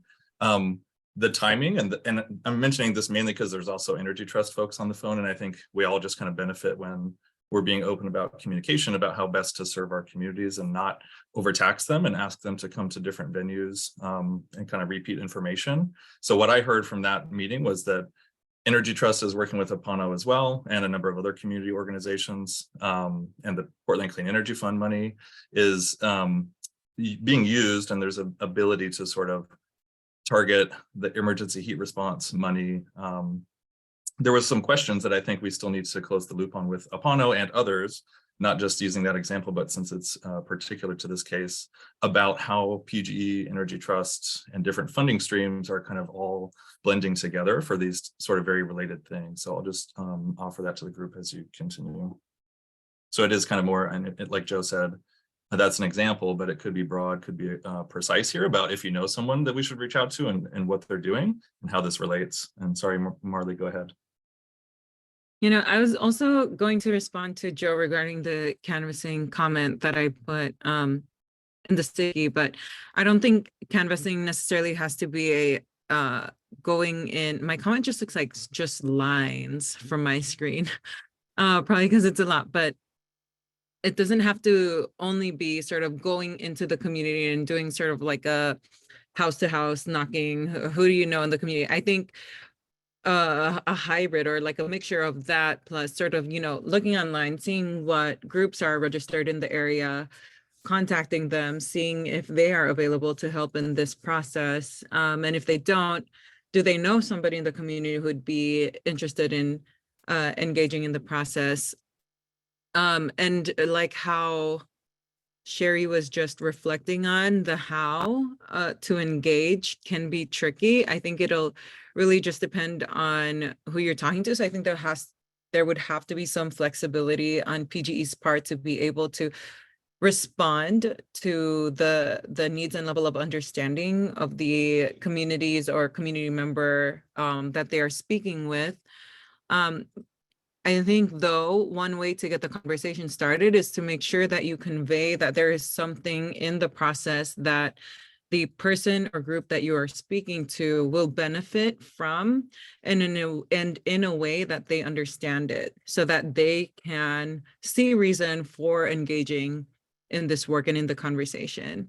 So finding a way to present that, maybe you can start with sort of explaining what the issue is and talking about how you all want to idea share and think about solutions to address the issue, and having that crafted between you and the community member, explain how whatever solution will come about will benefit the community member.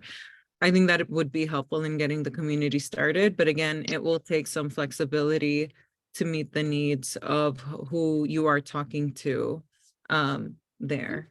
Yes, Thanks for that, Marley. It's funny you say that, because I would just say the next question is, could you help? Right? So it's like, who would be willing, who among you people on this call would be able to partner with us in maybe crafting some messaging, or, you know, successfully taking that next step.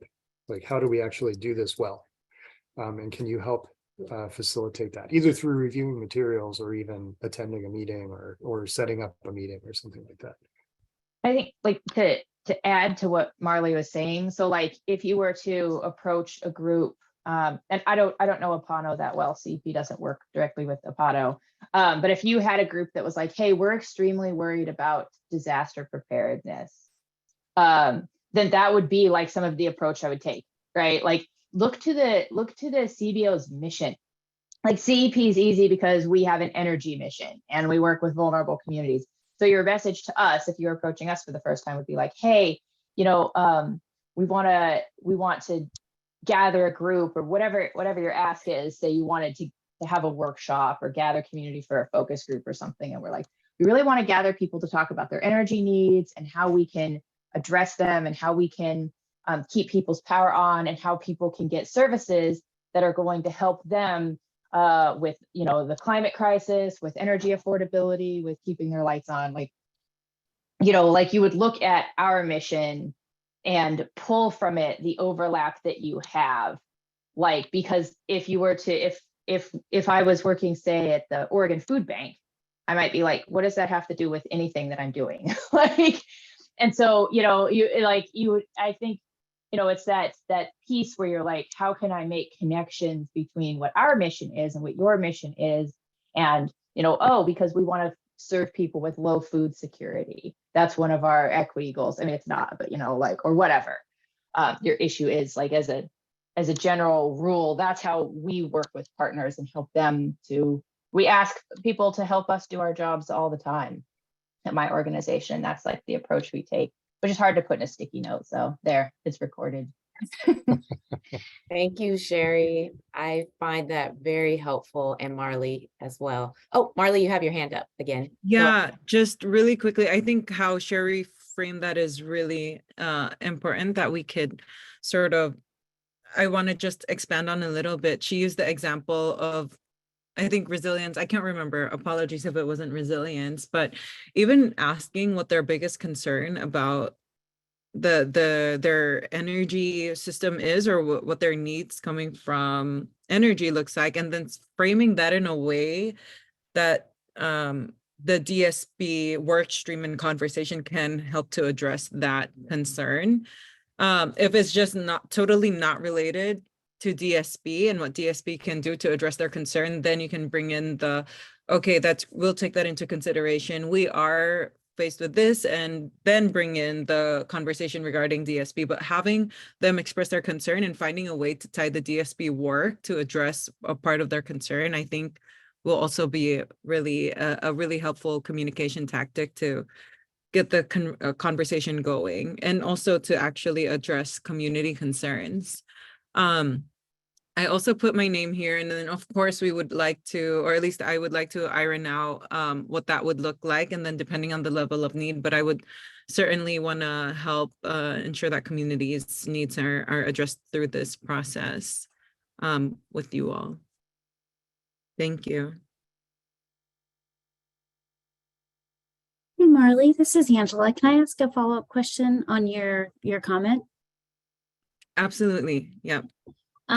So in terms of working with communities and connecting the dots to the DSP, one of the things that I was thinking is really important is just like connecting the dots to all the aspects of our work, and like knowing like that's a big lift, and I'm not even sure what topics would be like relevant. But I guess to my question would be, if our goal is to get to a place where we can connect the dots between like community and all the work that we're doing, how do you have thoughts around like how we might approach that? I mean, I feel like surveys aren't the right touch point, you know, going door to door is sometimes hard, but any thoughts around that? Yeah. What I can say, I don't have a well thought out strategy that I've been like thinking about and putting together. We can talk about that certainly as we go about helping the work in this space. But what I can say is that it will be a lot of work. That's what I know, gathering this information. I think the CBOs that have typically been in this space are certainly helpful, but will not be able to represent all the needs of the communities that we are talking about here. So I think doing that actual reaching out, and not just to the CBOs that we have typically seen represented in the energy space, and do both. In addition, the CBOs can help connect us to other folks who are engaged or maybe interested, but certainly I think the actual reaching out to the communities and to trusted members of the communities. I know communities tend to form groups within their own communities, and seeing where those those conversations happen and which groups there are. I think that would be helpful. And how we can think about this is, for example, for the grid needs that you all have identified, we can look into those communities as a starting place, or even look into who is, I'm thinking about the intersection between DSP and HB 2021. If we think about communities that are most vulnerable to, say, wildfire or impacts of climate change, whatever that may be within PGE's territory, and start with those communities and develop a working framework, take lessons learned from there in those spaces and with the communities you've identified within the grid needs, and then take lessons learned from this process and expand it to the larger territory if we need to do that. I'm not sure if that goes towards answering your question, but that is how I'm thinking about this right now, and would certainly be happy to brainstorm a little, talk to other folks who have engaged in this work in their own communities and see what is workable for them. No, that was really helpful. And I love that. So starting at the place of like, what problem are we trying to address here? A thing that we're trying to address, and then figuring out how to connect the dots to all the aspects of that, of that thing we're trying to solve. Okay. Yeah. And I'm just going to say, it's going to be really uncomfortable. And it sounds like a lot of work, like actually going into these communities and talking to them, figuring out who can be a part of this engagement. Maybe sometimes there'll be none, but at least that work has been done and you would have gotten that answer. And then other times there may be a lot. So it's going to be a lot of work, but I think the actual getting into the communities or connecting with folks who know folks in the communities, that work will have to happen for us to accurately identify the needs of the communities and collaborate on solutions be brought about. I think too, like thinking about the relationships long term. I was just at a conference in Denver yesterday where I'm going to steal the story from SMUD down in California that talked about how they had a big grid event, right? And participants chose to turn down their air conditioning to avoid like blackouts, right? Like that was, and the woman put it like this, she said that the utilities had, if you think of them like piggy banks, all these like people that they had put coins into with these relationships with CBOs over the course of like the last couple of years. They had long-term relationships. And then when that crisis event happened, they called on those those CBOs and kind of like took a withdrawal in a way to say, hey, this is really important. Like all these people need to take action. And they said that they could see the point at which all those calls to action went out and energy use went down. So it's like, those were like, those that didn't happen by accident. That happened because of long-term relationships that took a long time and will continue after that event for years to come as well. So I think it's important not to, when you're making asks, you're asking your partners, like, what can we help with? Because if we have a heat event again in the future, asking a house that has no insulation to turn down their air conditioning or turn up their whatever, whichever way it is, to use less AC. A house with no insulation versus a house with insulation, those are two extremely different asks. You're like, I want you to change your AC by 5 degrees, very different asks depending on the insulation on that home. So I think that, these are the kind of things where we're thinking about like working longer term with CBOs so that they understand like, oh, that's what you're asking of me. And it is going to be hard. I agree with Marley. Like the relevance of this is going to take time, and people are going to ignore you, and you just try again with a different tactic later, until you find the relevancy that's going to excite and ignite. And like, people are going to say, oh, that is related to my mission. This is something that we should be involved in, and it's probably going to take a couple of years. It might, and just put that hat on and know it'll take a while. Sharon, I just want to say I love that you mentioned energy efficiency. I started off in that world and I believe it's so important to all this work. But okay, thank you for both indulging me in that question.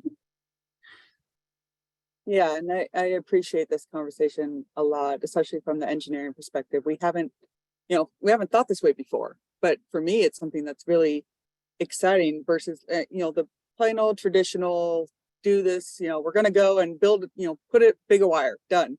This is something new and exciting. We get to work with the communities and figure out what their needs are, and then incorporate those needs into our planning process. Marley. Yeah, I was just seeing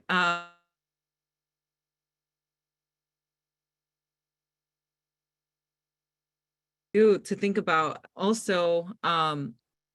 I've had conversations. I'm not sure if you all are familiar with EMO, the Ecumenical Ministries of Oregon. And this is not the only place that I've heard this, but they are really interested in creating resiliency hubs on churches or mosques or whatever sort of area where folks have, been going to for a long time and are welcome to, feel welcomed at. So I think even looking at this from that perspective, which part of the distribution system grid has grid needs that are close to churches, or where, and just thinking about those different connections and how that also, this all connects with what's happening in the resiliency speak in HB 2021 work stream as well. So having these different work streams work together as much as possible and identify those areas of sort of synergy and where you can streamline the work, I think would be really helpful. And again, schools, churches, I think also are really good to think about in terms of thinking about resiliency hubs. I mean, you already have the sort of trust from the communities that do go to these spaces, and they're familiar with how to get there. They know their way around these spaces. So in terms of thinking about resiliency hubs and how that can tie into this process and the HB 2021 process, I think that is also a good place to be thinking about. And with churches, there are people, they have staff already. So it'll be easier to work with them, or at least it shortcuts some of the work that will have to happen. I'm not recommending at all that we only focus on churches with established staff, but it is just a benefit of, I guess, working with those groups. But yeah, just a recommendation there. That's great. That's yeah. great. Thank So you. Jennifer, with all this great conversation, do you think that maybe we can I think we can stay in the mural board. We don't have to go back to the slides. So go ahead and maybe do a high level explanation of the next non-wire solution grid need. And and I'll let Andy, can you zoom in a little bit, Shadia? And I'll let Andy chime in too as well. But this is one of the non-wire solution pilots that we put in our DSP report. And this is Eastport. And this is actually adjacent to Arleta and Holgate. So adding non-wire solution at Eastport can also help us with our Arleta and Holgate issue. And so these all tie together, and they're a great local broad area for us to make a really broad impact in the community. It is a little further east of Arleta and Holgate. So I guess my question here for the mural board is, are there different groups that we should be engaging in the community?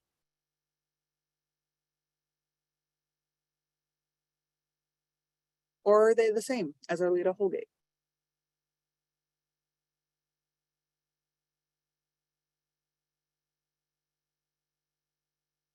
again, please feel free Marley? to. There you go. I was just going to say, this is just me speaking for myself. I'm not speaking on behalf of everybody who put comments in the mural prior to this, but I can't give a specific recommendation of like a person or CBO here. However, I think one way that we could also identify groups that would be interested is to talk with district representatives too. Look at these different areas, think about who the district representative is, and they know the groups that they serve and individuals, and they have a good understanding over that. So if we want additional help in identifying who we should talk to in these communities, I think looking to their district representatives would be helpful. That's I know that for the Eastport one, back to the schools idea. So we reached out and talked to both Portland Public and David Douglas school districts, and they straddle that line. And I think Representative Andrea Valderrama is on the east side of that line, on the David Douglas, maybe a little bit of the Portland side or Portland Public side of this line. But yeah, I totally agree, Marley. And I know that Representative Valderrama is very involved in the economic development conversations for the communities over in East County. So I think that it's maybe jumping ahead to the content, but the tie into the CEP and the community benefits impact advisory work, those local benefits and jobs indicators and health impacts of weatherization Absolutely. for extreme weather or just generally is really what we're aiming to kind of bring together here. So in collaboration with you all. Absolutely. Absolutely.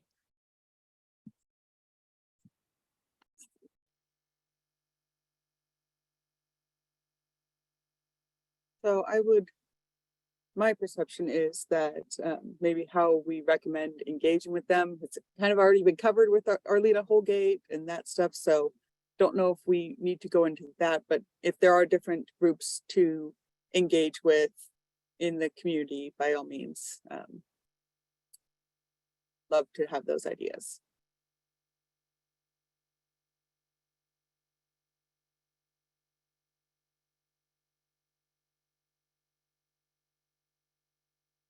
Marley, you have your hand up.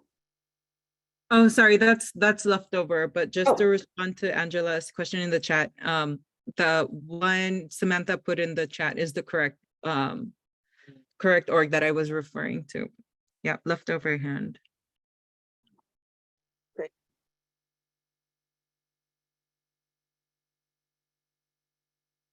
Well, if we want, we can move over to Dayton. That is a different area, completely different from Arleta Holgate here. We're out in wine country, so it's definitely more rural.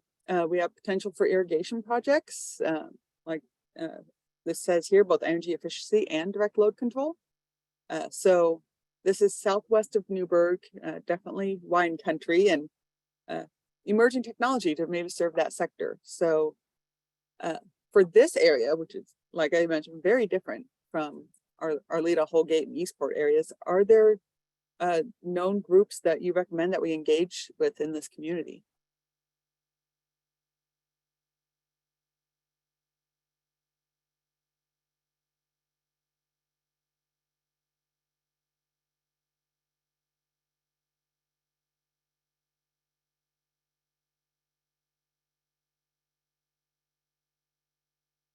Also, feel free to use the stickies to make comments or ask questions. Also, it doesn't have to be so prescriptive. Maybe you don't know, but like we were dialoguing about the ideas that everybody was graciously throwing out, which were really helpful. You can put those in these stickies. I just wanted to offer that as an alternative. Absolutely. And I will say that the Eagle Creek area that we will talk about at a future learning lab, it's also more of a rural community. So maybe there's things that we can learn here with and apply it over there as well. There's also a question in the chat. Did Jennifer or Andy from Hannah?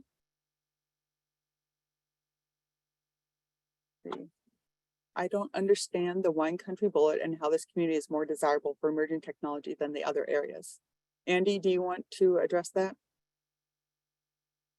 I have to read what the wine country bullet is. Oh, that's just an enthusiasm for wine country, I think, Hannah. I don't know. The emerging technology. Oh, that is actually something that I was interested in kind of spurring conversation about, sort of actually it's more on the energy efficiency side of just some work that I'm aware of through the Stanford laboratory. So they're doing some work with dairy farms and wineries down in California. And it's around, more efficient cooling for that type of, it's not just wine, it's other agricultural communities or growers. And it could be, it's more like sort of trying to spur the conversation around PGE doesn't have a lot of agricultural load.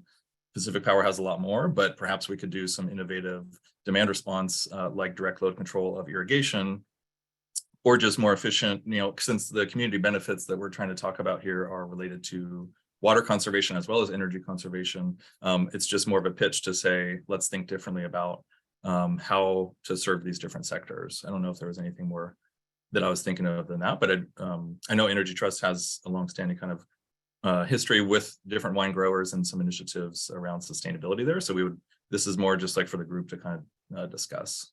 Hope that makes sense.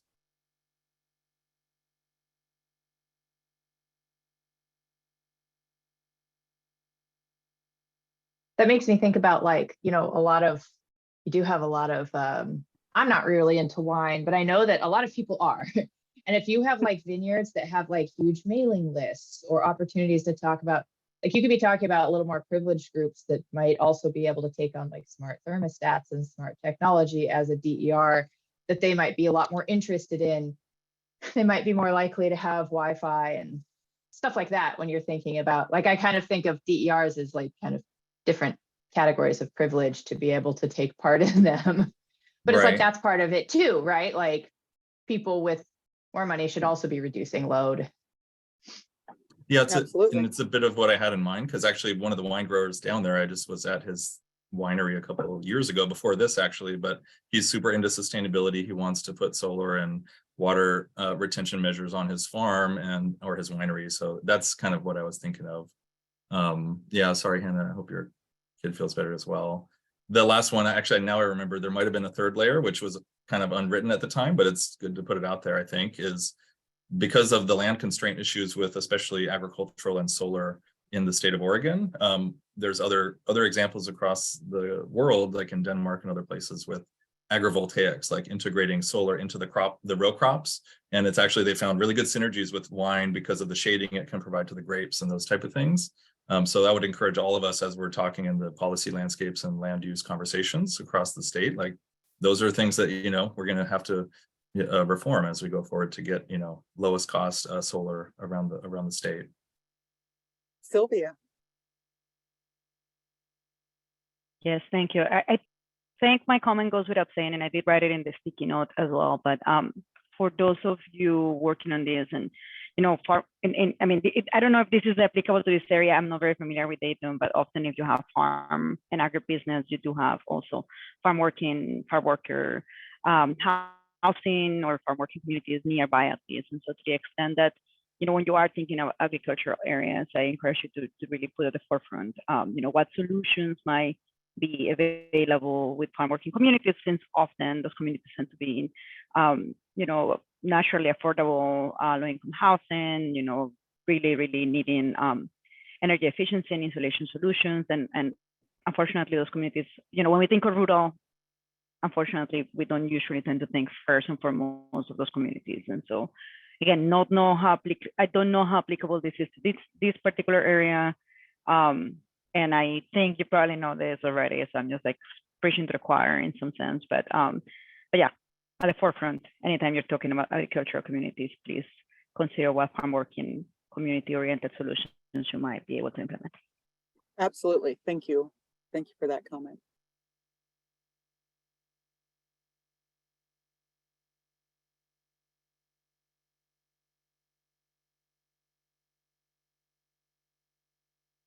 Okay.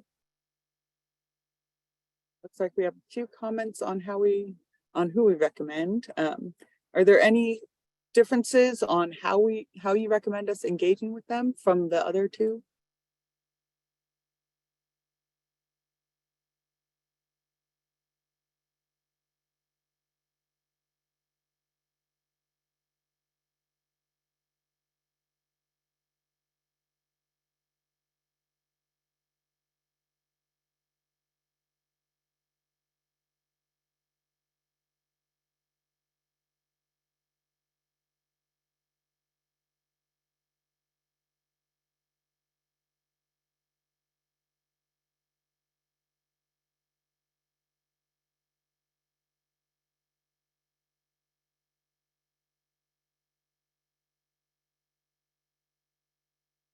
Shadia or Samantha, will this group have access to the mural board if they wanted to go and add in some comments later?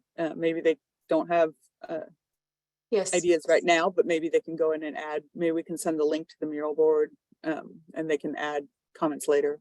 Yeah, that's a great point, Jennifer. On the presentation, the PowerPoint presentation that we sent you yesterday, if you go to the slide where it says mural board, that's a hyperlink that would allow you to join the mural board afterwards if you have any extra thoughts. We are planning on sending a follow-up email with our agenda for our next meeting and the links to the videos, so that people that were not able to attend might be able to access the videos and participate in later. But so that's my very long-winded way to say, yes, Jennifer, I'm planning on sending like the mural board. We will have it out for a week so that folks can have an opportunity to contribute more if they want to. Great. Yeah, and maybe some of the people who couldn't attend today can add their thoughts as well. Okay, well, I think that might be the end of my presentation. I think maybe I'm turning it over to Joe. Thank you so much, Jennifer. Yeah, of course. So Joe, are you there? I think I am. Yeah. There you go. Are you still there? I want to check with you. Would you like to return back to the slides, or would you like to continue having all of us on the mural board? I'm happy to do either. I think I need the slides. Okay, so everybody, we are going to switch to the slides. You don't need to do anything. I'm just going to share a different screen.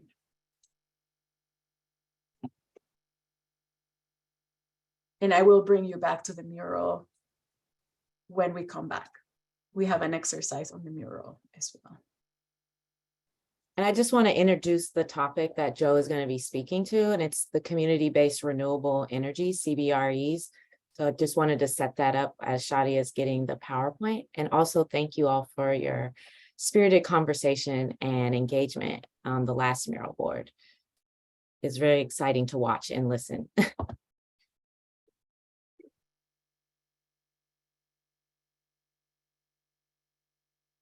I think we're ready. Can everybody see the presentation? Yes? Yes. Okay, great. Okay, let's jump in. So as we noted at the beginning, we're basically trying to connect dots between some of the DSP concepts and emerging CEP concepts. Community-based renewable energy is one of them. So in this discussion, we're basically going to say, or maybe ask the question, could a CBRE be an answer to a non-wires solution problem, right? Or a grid need, and kind of kick that around, right? Like, what would that look like? And how might we approach that? And in the CEP, and I won't assume that everybody has memorized the requirements, but it does reference that we can't assume that things that we did to support the DSP could translate directly to the CEP. So we want to present a couple of the tools like the equity index that were created as a function of the DSP and say, could we use it this way, right? So get some feedback on it, test the applicability, because that could accelerate the approach to doing some of the CEP work rather than having to go back and do some novel or initial or primary research or analysis. So that's the gist of the conversation. Go ahead to the next slide.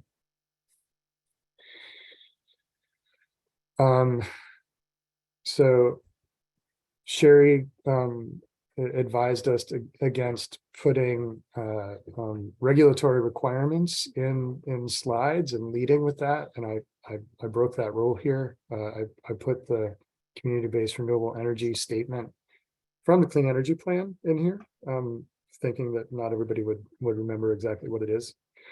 But it basically says, thanks, Sherry. But it's basically renewable energy investments that directly benefit communities and provide some resiliency benefit or job benefit, and could be owned by communities themselves, could be on the transmission system, could be on the distribution system. So it's kind of a broad brush that we're painting this with, right? So what I represented here was, basically a cartoonish generation, transmission, distribution, and end user, like commercial, industrial, residential picture, with CBR1 being something that's connected to the transmission system and maybe larger, like 10 megawatts, and something that's connected to the distribution system that might be smaller, because typically on the distribution system, there's not as much physical space, like open plots of land to build a solar farm that's 10 megawatts. So maybe something smaller, locally sited, that may provide some, resiliency benefits, a microgrid or something like that. So this is sort of to get the thinking juices flowing to say, is this what folks have in mind, right, when it comes to community-based renewable energy? And I invite anybody to jump in now, or we can jump to the next slide. I don't see any hands up, so I'm okay going to the next slide.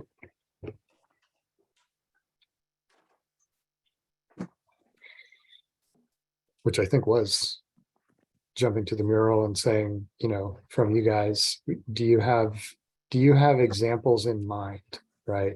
Like, we thought it might look like this.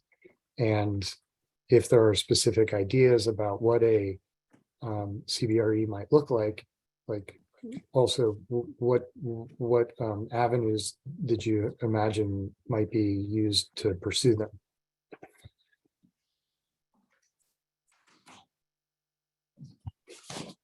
So I will move folks to the mural board, changing screens. On your end, you will start writing on the mural board. And this could be, there's an opportunity here to ask questions as well. Like if it's like, Joe, I have no idea what you're talking about. That kind of primes us for bringing this back again, right? As okay, let's huddle around these concepts and figure out a better way to step into the subject, right? And provide a little more context and as much education or information as we need to have a productive conversation about it.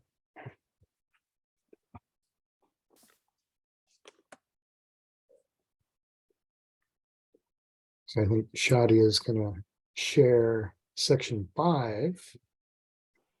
Can people see section 5 on the mural board on the Zoom video? I can.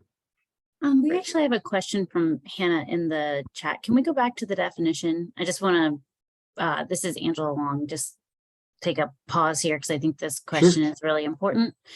Shadi, I don't know how you get back to your slides.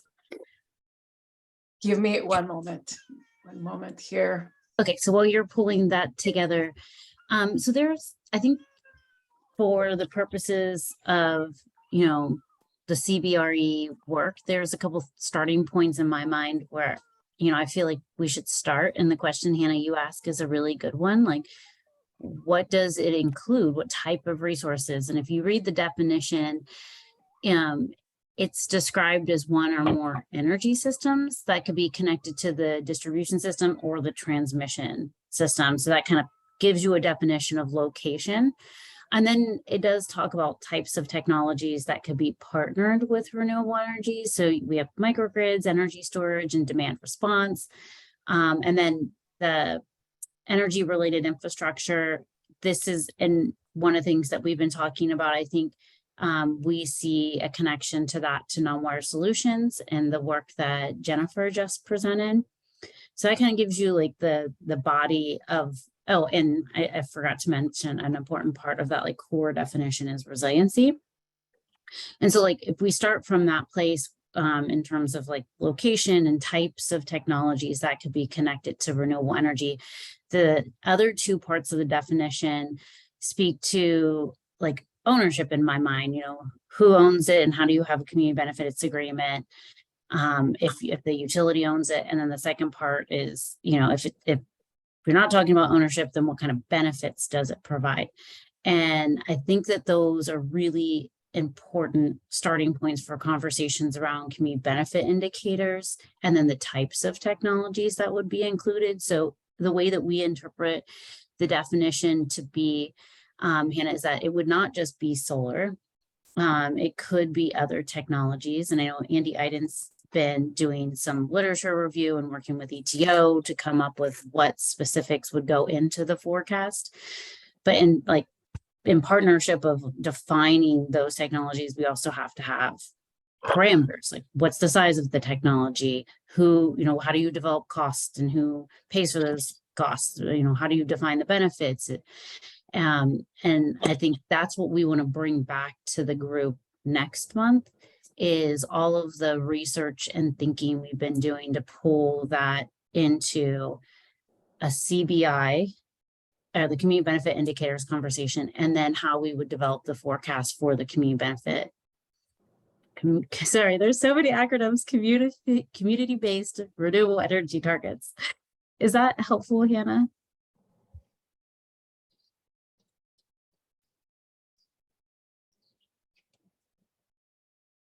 And then Sylvia had a question too, Joe. I don't know if you're tracking these or you want me to read it. Yeah, it was just a comment, right? And I think that's something that I would put on the board, right? That's an example of a CBRE. And Hannah, maybe to extend what Angela was describing, like not all renewable energy resource implementations are going to be CBREs, right? Like CBREs are a category, and there will be more. Like there are other programs and activities geared towards renewable energy that aren't CBREs because they're not necessarily reducing greenhouse gas emissions or aimed at delivering a specific resiliency benefit. If that addresses maybe some of what you were thinking.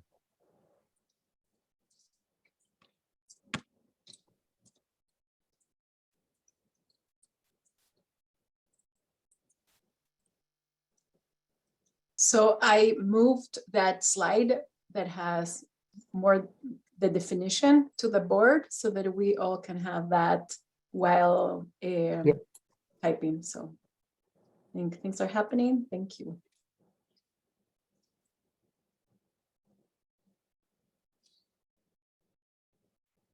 I see that. So the, you know, really small scale, is that just thinking of it as in terms of a single home or a you know, single building?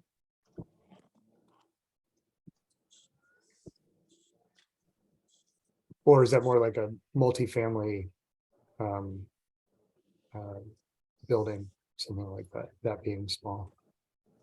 And that was my comment. And I think, Joe, maybe I'm responding to the fact that I see kind of larger scale examples in your slide. And I'm thinking something really small, like a solar array in a multifamily building or, you know, yeah. So that's, and I don't know that you intentionally excluded that size. I just saw like, you know, 10 and 1 and my brain goes even smaller. But yeah, so that's my attempt to like not just copy and paste the whole thing from the Zoom. No, that's perfect. That's kind of, you know, your point being, you're thinking in that space and at that scale, and that's fine, right? And that's sort of some of the sort of the insight we wanted to get at, right? Is like, you know, what are the different ways that these could be manifest in the grid? and one of the reasons is that, when I'm thinking specifically about Multnomah County, like, I mean, I think that there are different scales of community-based renewable energy resources. And so I think a 10 megawatt project might be a completely appropriate size for that project. Now, when I'm thinking about Multnomah County, we're less likely to see something like that, right? Like the type of community benefiting projects that we're likely to see in Multnomah County under current siting rules and land values and et cetera, is more, the type of projects Marley alluded to earlier from her conversations with Ecumenical Ministries of Oregon, right? Like, a resiliency hub at a church, or, Yep.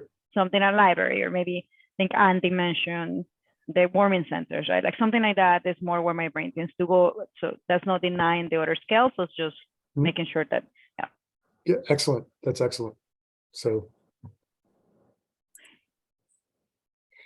so I'm, I'm ready to move. Hey, Joe. Yeah, Sorry, go I ahead, have my Angela. hand up, and then Marley, I think you have your hand up next, or maybe before me. Yeah, Okay. no, you and then me, I think. Okay. So I just wanted to give some more context setting here. There's two processes in my mind that we're aware of, and all this could change over the next couple of weeks. But the starting place for CBREs and that we're taking is, first we have to figure out how to build the target and the forecast. I won't even say target. First, we have to build the forecast, just like we would any other potential study. And Andy Iden's been working on that, and a lot of you participated in the DSP and worked with him on building our adopter forecast for like demand response and energy storage. Well, part of that forecast that Andy built for the DSP included solar. And so what we want to bring forth is incremental to that forecast that's already in the IRP that builds on the resiliency benefits that Joe said. So just kind of keep that in mind, that we have a solar forecast already developed that we worked on with this group and others, and then this would be incremental. So Sylvia, your question about like rooftop solar, things like that those customer sided resources are already built into the forecast that was done through the DSP and is in the IRP right now being modeled. So this would be incremental. And then the other thing we want to think about is, like what's the total megawatts of forecast or potential that we see. And that's the first process. And then the next process is like, how do you set the target? And then how do you go out and procure that? And what type of projects would be eligible? So Joe, I don't know, in your conversation here, which process are you informing? Like the one that, like, how do we actually build the forecast, or how do we start to think through the projects that would come out of the forecast and that ultimately we would seek to see on our system? I think I was thinking much smaller. My ambition which was just to get some ideas from. Are you mean I'm thinking too far out, Joe? Yeah, you told me to slow down. Yeah. Okay, sorry.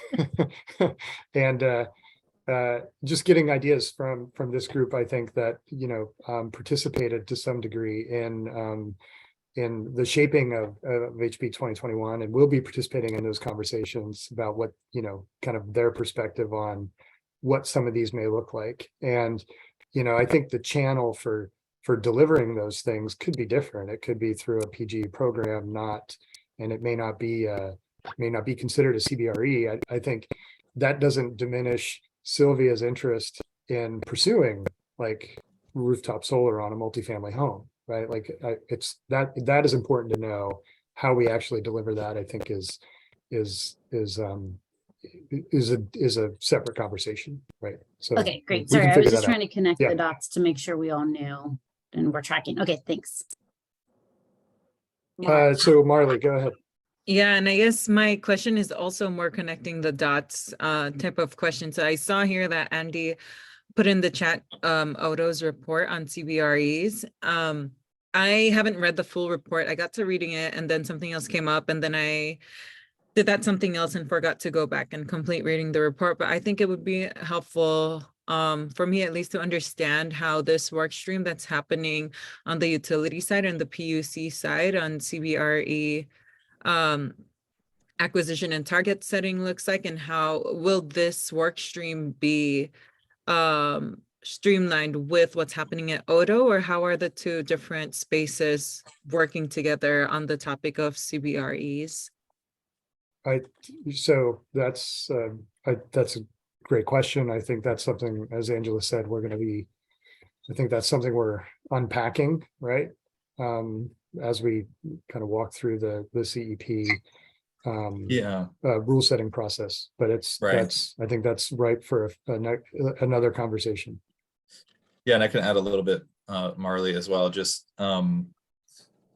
so right now the IRP is in a draft state, and we're working on internal analysis. So as we participated, I think Marley, you even had some comments around at the UM 2225 around the topic of IRP analysis of the community benefits indicators and that whole like learning, if I'm not recalling incorrectly, but so in order to get that draft analysis of CBRE potential moving to then socialize and discuss with folks later on, we're kind of taking, like Joe said, a dual approach. We just have to sort of move forward together. So having these type of conversations while we're looking at the definitions, Odo's report, the market intelligence or data that's out there, talking with other partners.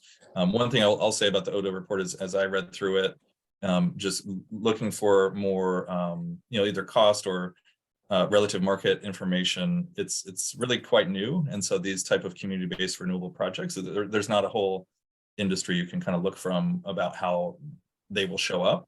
And so, but we did reach out and talk with Odo about their sort of resiliency grant and different things like that, which give an indication of sort of Oregon interest or project level kind of interest. And we kind of gathered similar lists from Energy Trust as we've been working with them and partners like Multnomah County for some time on different related topics to this, to see, like Sylvia mentioned, like we have a pipeline of a certain amount of projects that are at public safety or critical customer areas or community shelters and things like that. And I think, one of the interesting things to keep in mind is that even if some of these smaller scale resources are more costly, with all of the federal funding and infrastructure money out there right now, I think that's the benefit of having these kind of like, we're not quite fully there yet. We're just having this dialogue. And that was what we had heard as the part of the DSP as best practice coming from Verde and CEP, which was don't come with fully baked ideas. So like, that's a little bit of this process, is like, we're trying to move this together forward. But yeah, I think you're right. We'll keep in dialogue with Odo around and the working group. I think utilities and other members are part of the working group, and we'll try to find a time to circulate back as we continue to learn. Yeah, I think completely understandable. And I think it also would be helpful to have sort of a interagency or utility and agency collaboration on this, so that say if a community comes to you with an idea on where CBRE should be cited or a resiliency project, then that they don't have to talk to you and then you say, actually talk to Odo, or talk to Odo. Odo says, actually talk to the, so, just some sort of pipeline and collaboration there, so that the project can get going and there's a more streamlined work between everybody who's working on this effort.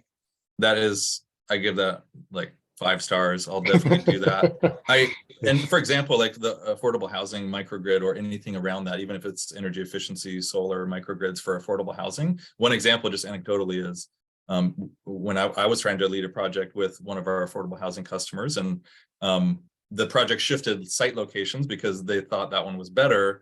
And then it turns out that's in Pacific Power territory. And so I was kind of doing the handoff with Energy Trust and Pacific Power, but I think for this purpose, I think you're right. Because the community-based resource will kind of differ by geography. And I think that's a good conversation to keep going. Absolutely. Thank you. Sylvia, you've been patiently waiting. Thank you.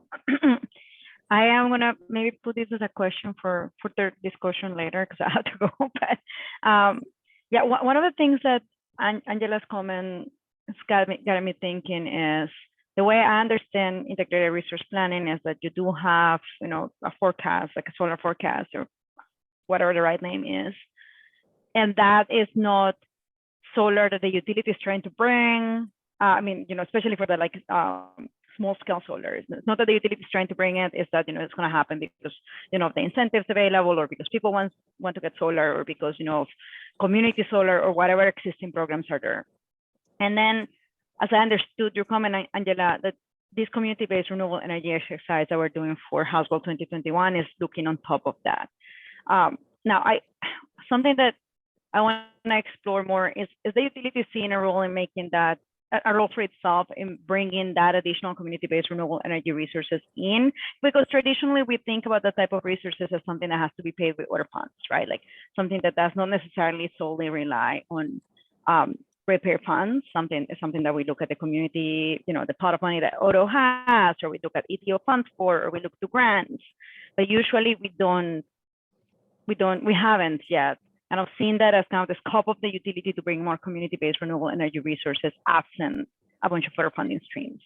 And so I would really like to understand better, what are you seeing House Bill 2021 change that traditional understanding of how we get smaller scale resources to the grid and to community.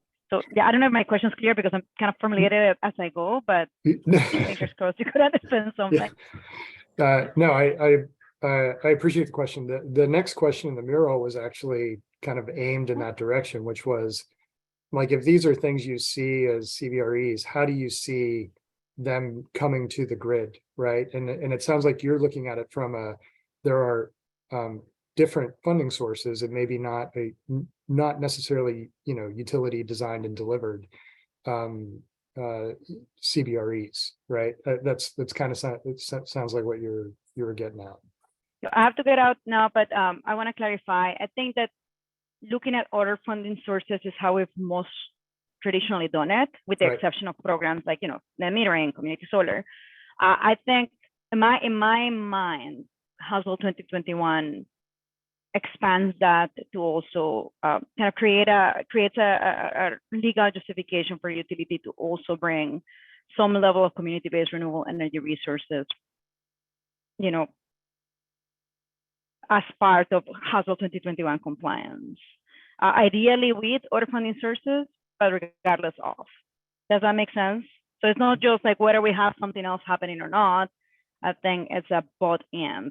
There's the way I'm seeing House Bill 2021 is that to comply with the bill, there should also be a community-based renewable energy resources level of additions as part of clean energy plans, and also and there's this other kind of. To throw more complication into the mix, I don't really know what happened with AR62. I keep hearing it. People keep saying it, that this should change the dynamics somewhat as well, but I honestly haven't read the order.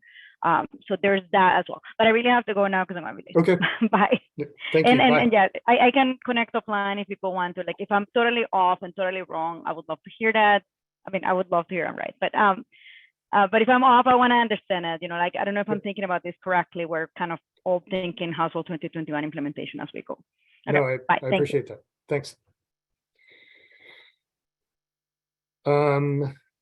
So in the interest of continuing, in the agenda, if folks don't have like a specific idea in mind as far as how these CBREs might be pursued, we can step into a couple of the next subjects. Joe, would you like to move to the slides, or would you like to use the slides that are on the mural board? I'm happy to switch around if needed. We can stay in mural for these next few. Are folks okay moving on to the next couple of concepts? Anna gives a thumbs up. Perfect. I'll take that. So as I mentioned, there were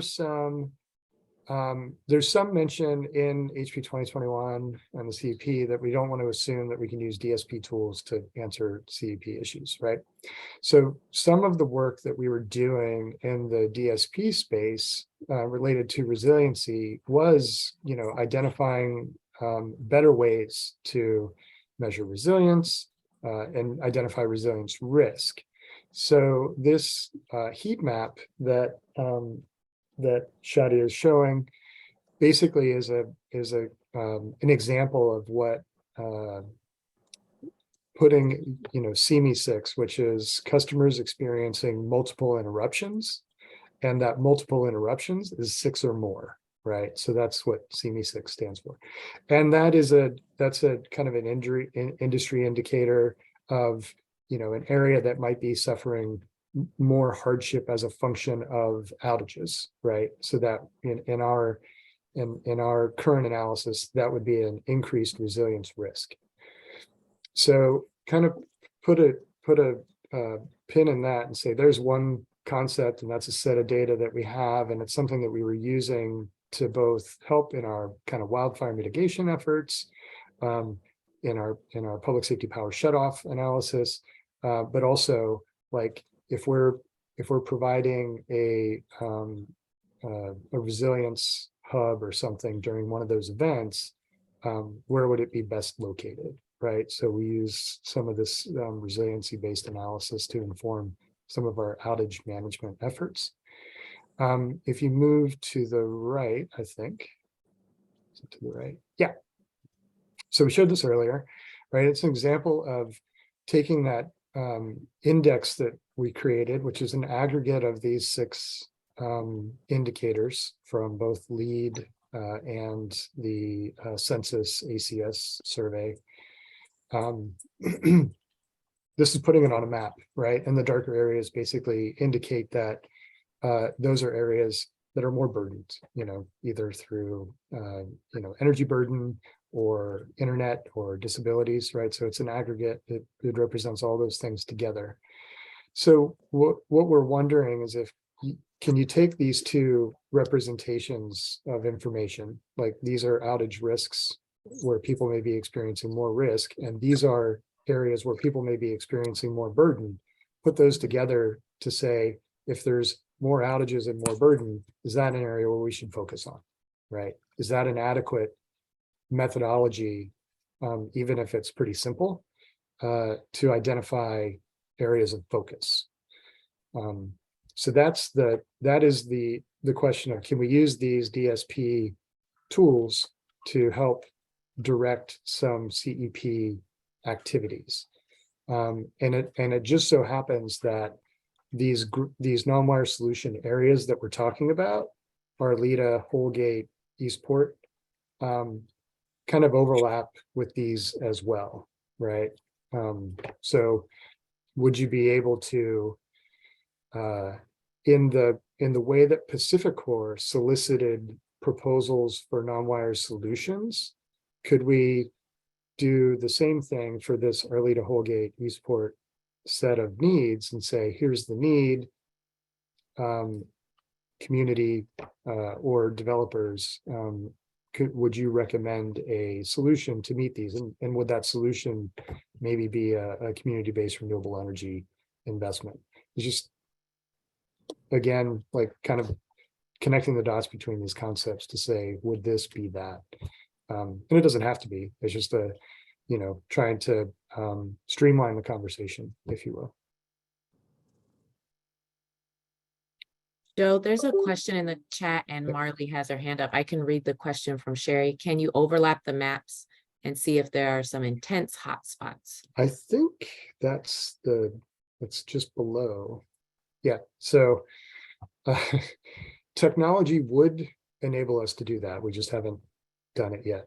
But if you have the slide deck, or Shadi, I think you could zoom in a little bit more. There's a little yellow circle, and that yellow circle is the Arleta Holgate area, right? So it's circled on both the maps.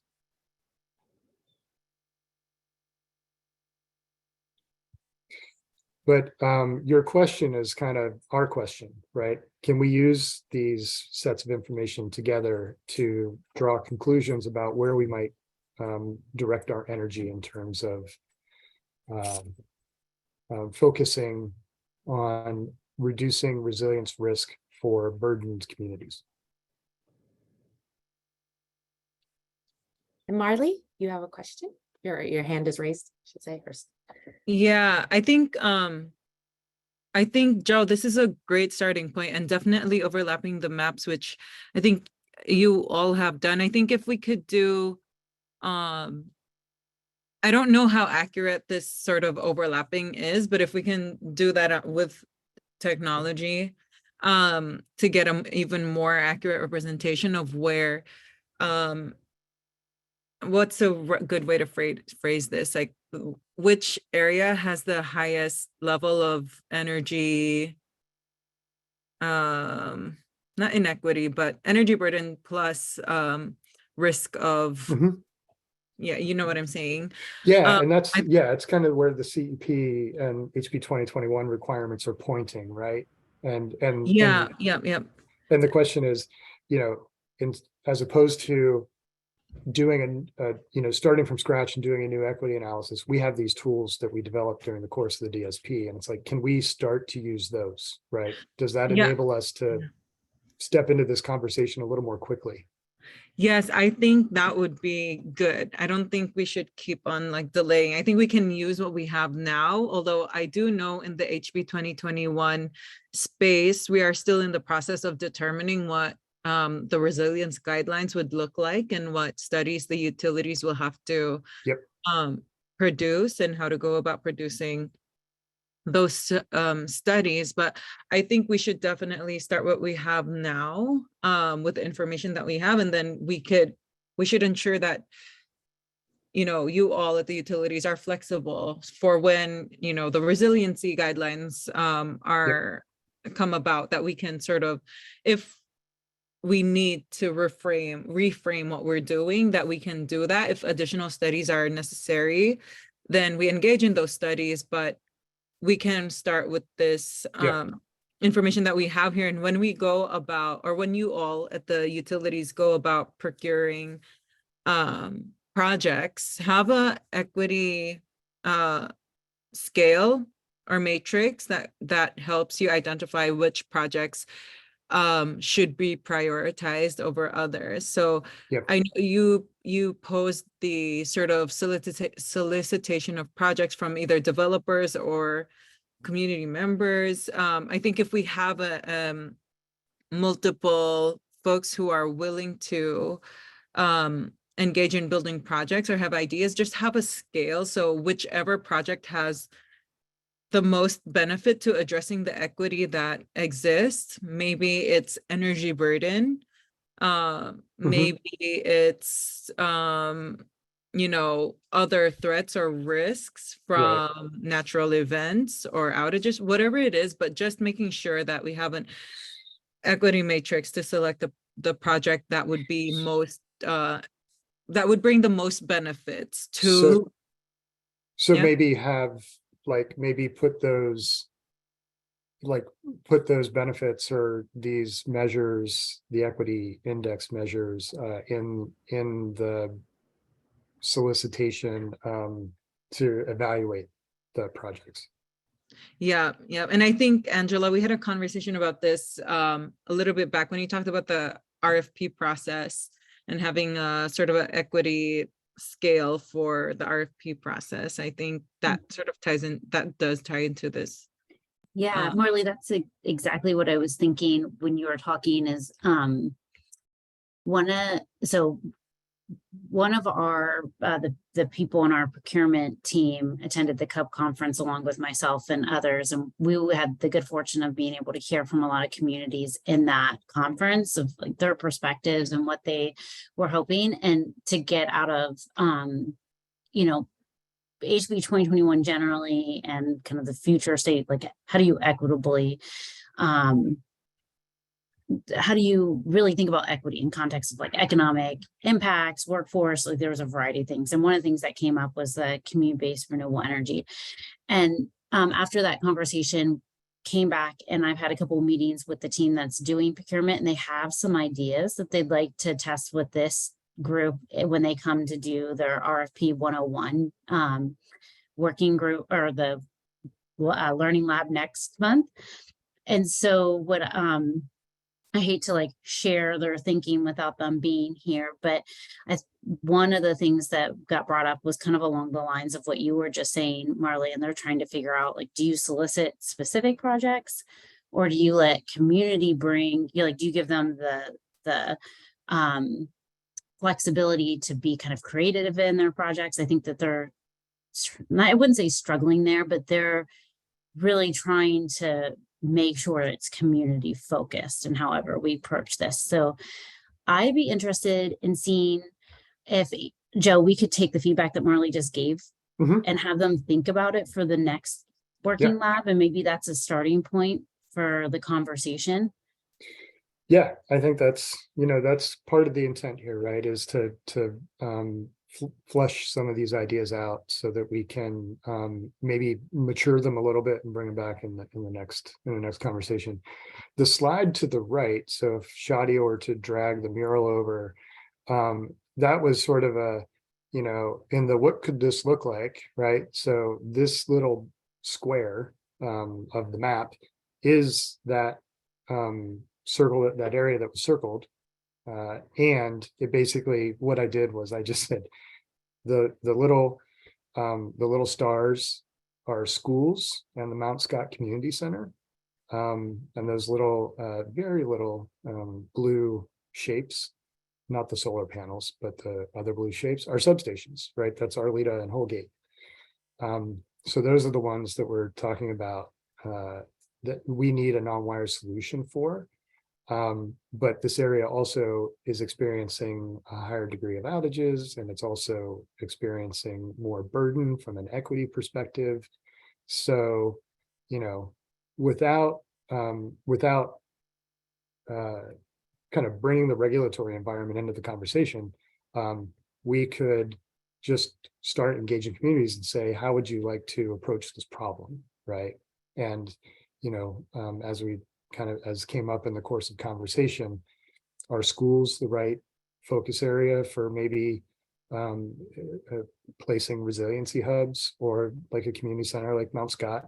Like, there's lots of opportunity in this area. So I think it's ripe for kind of digging into these examples and figuring out what a good way to approach the solution would be. Oh yeah, and Jennifer really wants to resolve these grid needs, so we have to do it quickly. I would say I'll just comment because I work with schools a lot, and having been on the delivery side of energy efficiency for some time as well, like, our schools are also facing time pressure. Like, Portland Public has issued climate emergency declarations, as has the county and city. So I think it's fair to say time is of the essence for all of this. The regulatory change and DSP clean energy planning, that has to take time. But I think the more we recognize the quickly changing landscapes, and actually, so someone at Sherry and I were at the same conference actually just the last couple of days, and the whole focus was grid resiliency and community resiliency. And I think it's just, someone made the comment that I'll reflect just as we kind of get near closing, but there's a long run regulatory change process, but communities need resiliency now. Like, as we go into winter and then we go into next summer, like heat domes, ice storms, like, these things are not slowing down, they're quickening. And so the more we can get things going, and I think that's what everyone here is kind of recognizing. So yeah, these conversations are very live, so we'd be happy to continue having offline dialogue with y'all. So couple things. One, we're going to drop the last subject, which was community benefit indicators, and we'll bring that back in our next meeting, and I think that's fine. I think we've got a lot to chew on here. There are a couple things in the chat I don't want to get to. Tim, you were asking about kind of stacking up the smaller scale rooftop solar versus larger scale.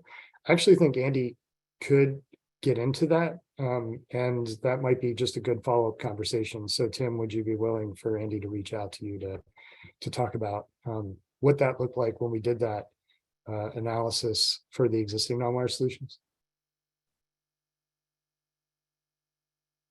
Perfect. Andy, put that on your list. Tim, of you know I was to-dos. going to call you anyways, but thanks for the permission.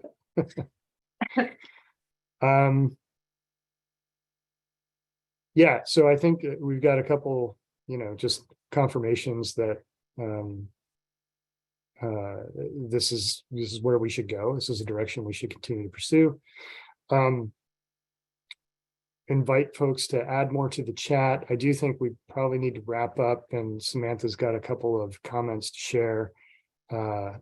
Does anybody have anything else to weigh in on this, using these concepts together, maybe considering a CBRE as an answer to a grid need as a non-wire solution? If not, if you guys are kind of, comfortable with. Kathy I has had her a hand up. question. I Go ahead, apologize Kathy. that I've been kind of in and out doing other things during the meeting, so I haven't been able to pay full attention. But I'm wondering about the using senior, focusing on seniors residential communities as possibly being, needing some kind of resilience themselves, but also being able to provide some from some support for their surrounding communities. I think that sounds like a great area of focus. Yeah. I mean, resilience is very important because Yeah. especially the ones that have the nursing homes, et cetera. Right. And, they probably do have backup power, but I'd assume it's probably a diesel generator.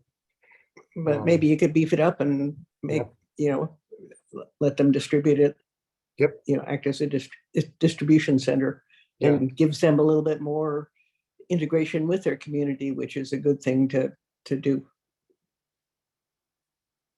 I think in doing outreach, that's a good area to focus. I will hand it back to Samantha. Can take us out. Sure, I know we're at time, so thank you everyone for your participation, the dialogue that we were having, and all your comments and feedback. If we could hop to maybe the next steps. I know you all made a lot of great contributions today, but I would be so grateful if you all could take our quick, short survey. We will be conducting these surveys after every learning lab. This helps us evaluate our progress and make improvements to the process and the content you want to hear. There is a QR code in the upper right-hand corner, or you can use the hyperlink. So it would be really, really great if you all could do that. That helps inform our future content and, again, helps us improve in our process. We have meetings scheduled for next year, but we may change it due to availability, but we are thinking that we'd like them every third Thursday of the month starting in 2023. Folks had mentioned to us previously that they like having a normal cadence because it's easy to remember. Again, take the survey, just going to reinforce that. And then also, if you have questions, comments, or would like more information, you can email us at cep@pgn.com. Hopefully in the next few weeks, we'll have our CEP landing page on our website that you all can also visit, and be on the lookout from a follow-up email from myself. And I believe Angela would like to take, if you can stay just one more minute, she wants to close out. Yes, first of all, I want to say thank you for everybody's time and spending this last couple of hours with us to help us get to our next learning lab. And I do want to just say, I apologize that this took us so long to get our heads wrapped around what HB 2021 is and our starting points and how we can start to engage thoughtfully in this process. And I do see going forward that there's going to be topics that we build on. And so I encourage you to attend. If you cannot attend these meetings, please let us know. And I really want to emphasize that I recognize we're getting into holiday season and then into the legislative session. We want to be as flexible as we can to get the most participation that we possibly can in these meetings. And so if times and dates don't work for you, please let us know so we can start to find times and dates that we can get the majority of people in these meetings. So just anticipate that we might adjust the schedule going forward for that. And then I just want to reiterate that I heard a lot in this meeting today of a lot of things that I heard in the CUB conference, and we do not take your participation and your feedback lightly. And we really hope that we can continue to work on what the feedback you've offered us today. And I don't think we'll get 100% there for our first CEP, but I do want to let you know that we do see this as, what can we do to get to the first CEP? And then how do we build your feedback in long-term, not just for the CEP, but the DSP as well, and other areas that this work touches our business. So thank you for your time. Thank you, everyone. Thanks so much again.